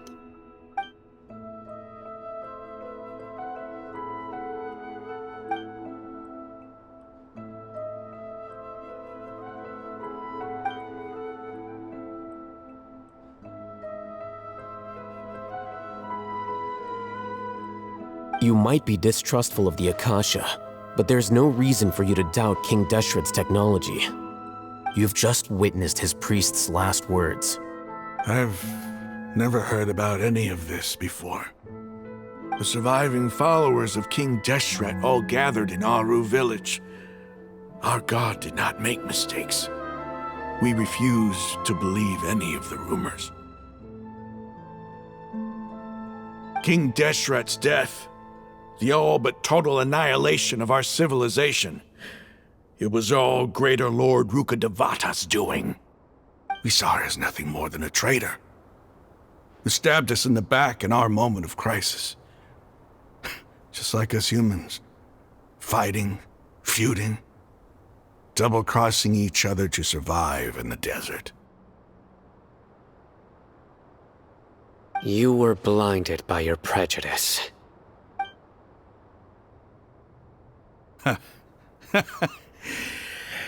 If I hadn't seen this for myself, if I hadn't witnessed his last words with my own eyes, ears, and heart,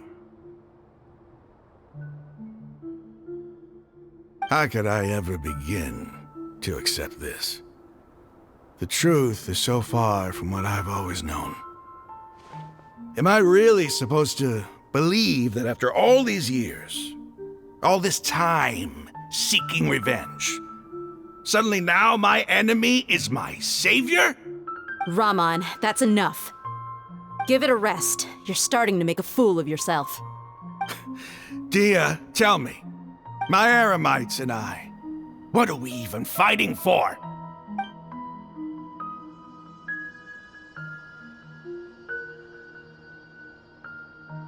Hey, how you doing?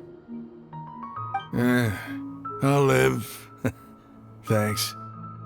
I should probably go. Can't just stay here forever. What's your next move gonna be? Oh, I know what you're going to ask. I feel deeply ashamed of everything I've done. You'll get everything you're asking for. But please, give me some time. After everything that's happened here today, somehow I need to explain it to the others. It's not gonna be easy. Well, I guess that's for me to deal with. Dia, this is where our camp's located. Make a note of it. When would be a good time for us to go? Tomorrow. I'll convince everyone that we're all on the same side. And I'll return every last one of your your village keepers. We'll share our other resources with you too.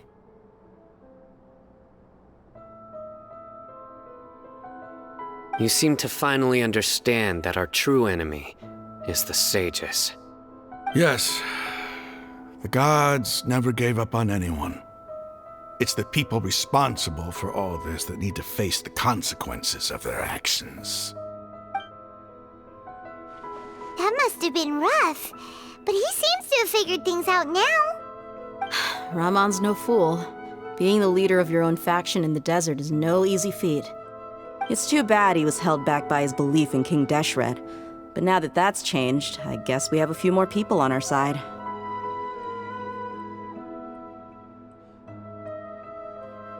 The outcome, at least, is favorable. We should get going too. Let's head back, have a proper meal, and a nice, long sleep. We'll need all our energy tomorrow.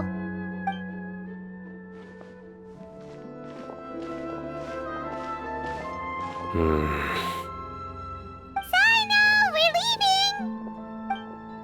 Stop yelling.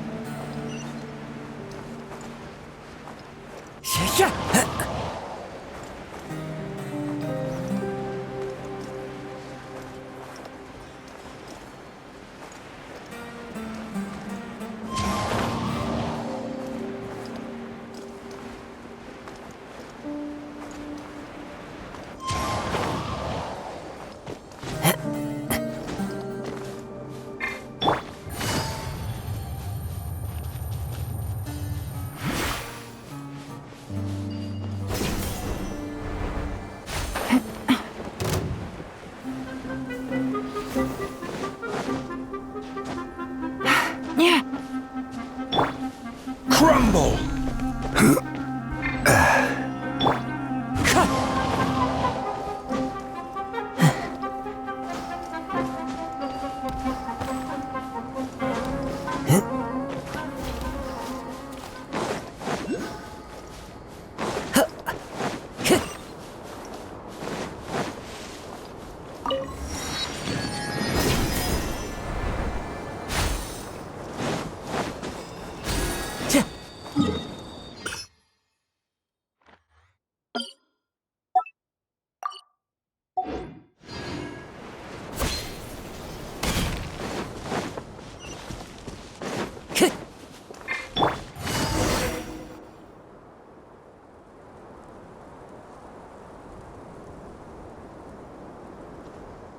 Raman, we're here.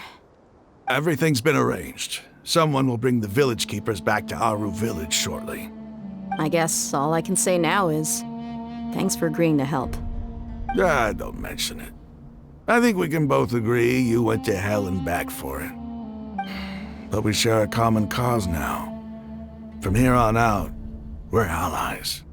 Where are the perpetrators? I'll bring you to them. Follow me.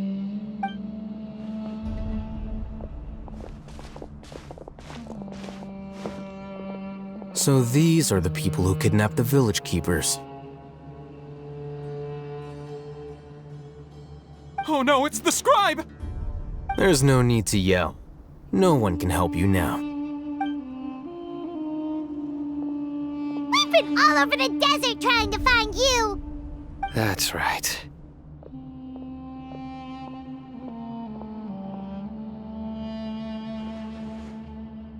General Mahamatra? No, no. Make it quick, please. Swift and painless. Whoa. The moment they set eyes on Sino, they turned pale like they've seen a ghost. You should have known that I would be coming for you. Wait, we were just following orders. You know what I'm talking about, right? There's no way we could have done all this by ourselves. No, not Sino. He's gonna tear us limb from limb. I could do worse. Please have mercy. Start talking. Otherwise, I'll have to resort to other methods. So, your superiors have kept you quite busy recently. Why? What are they trying to accomplish? They wanted to extract canned knowledge. Don't play dumb. You know what I'm really asking. They extract divine canned knowledge. Then what? I really don't know how to explain it. Well, you better start talking or you'll be sorry. You don't want to make things any more difficult for yourself, do ya? Be my guest.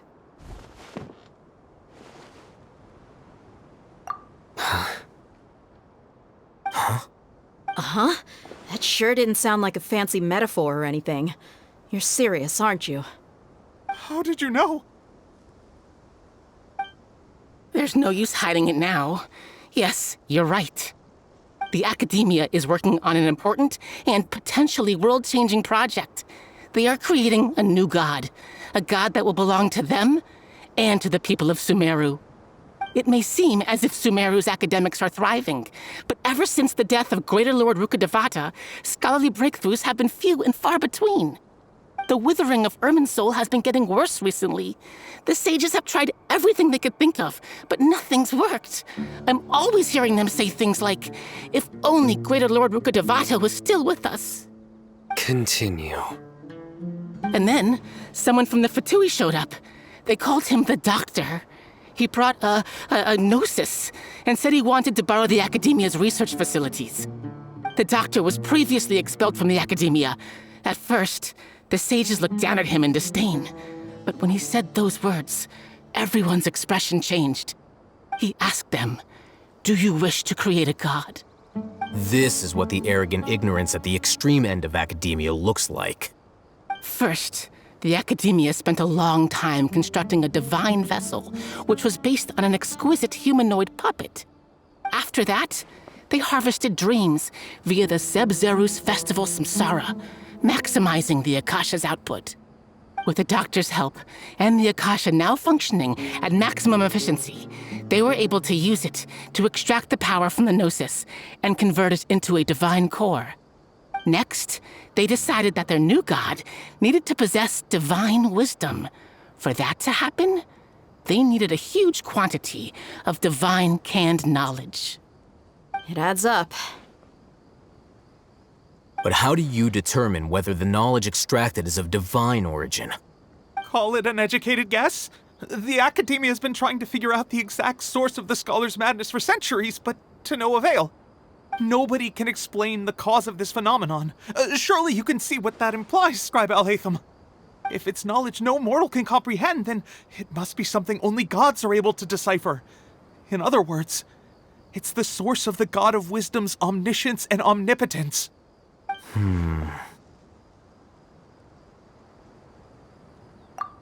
You must have noticed by now.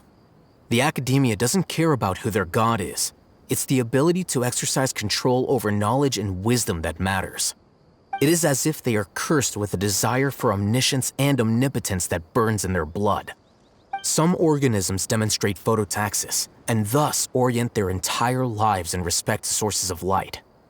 For the sages, their only source of hope is the existence of a deity who embodies the acme of wisdom. This is but a form of phototaxis. For many scholars, the absence of a god of wisdom means stumbling in the darkness for the duration of their lives. Then what does Lesser Lord Kusanali mean to you? Is she not a true god present in this world? If you already have a new god, why try to create another one? From the beginning, the Academia has never treated her as a god. When the Academia first discovered Lesser Lord Kusanali, the newborn god of wisdom, the sages hoped that she would be as wise as Greater Lord Rukkhadevata. But upon evaluation, they found that at the time, she possessed no more intelligence than any ordinary human child. The sages never had a ruder awakening. This forced them to accept that Greater Lord Rukkhadevata had indeed passed away. Not to mention that Lesser Lord Kusanali's gnosis had been used to power the Akasha this entire time. By herself, she has neither an Archon's raw power, nor the spectacular insight expected of a god of wisdom. Slowly but surely, people began to forget about her existence. So, this is the path the sages have chosen.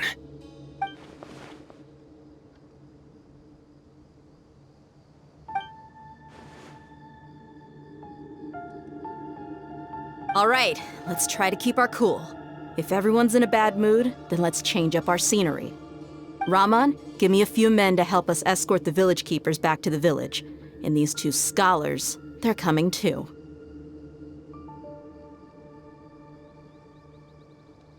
Sure, as you wish.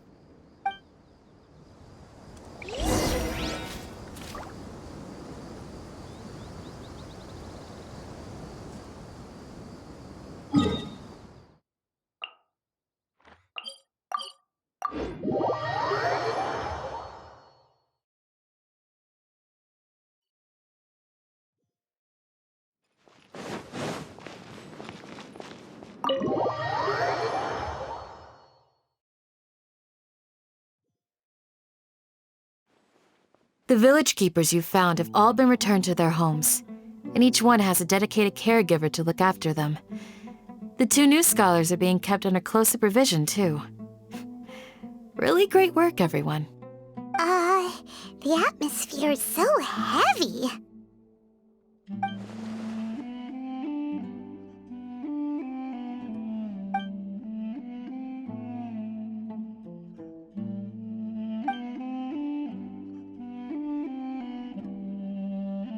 Hey! Say something! Stop spacing out!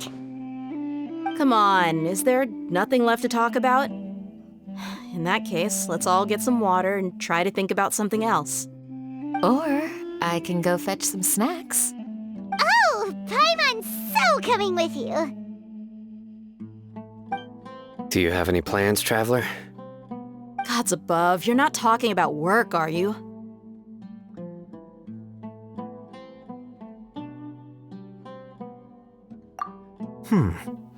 So you were still withholding some information?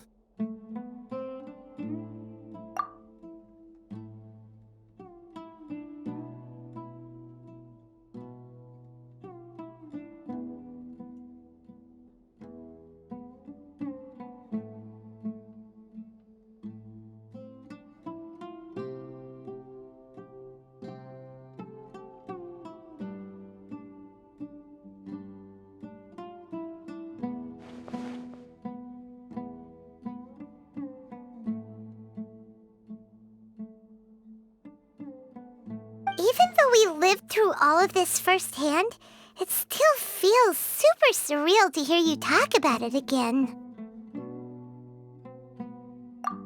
What a whirlwind of a story. I felt like I was holding my breath the whole time. It seems like there'll be more issues to face in the days ahead than I'd anticipated. Still, now's a good time to make our next move. Now that Raman's joined us, we'll be an even stronger team. It's time to make a plan. Indeed.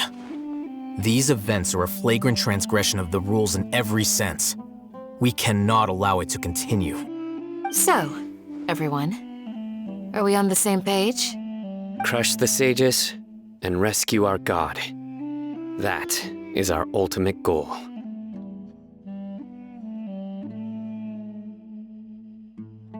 Well, let's brainstorm a little more about what other resources we can draw on. The next time we gather here, we must have a solid plan. Yep, it'll work out for sure.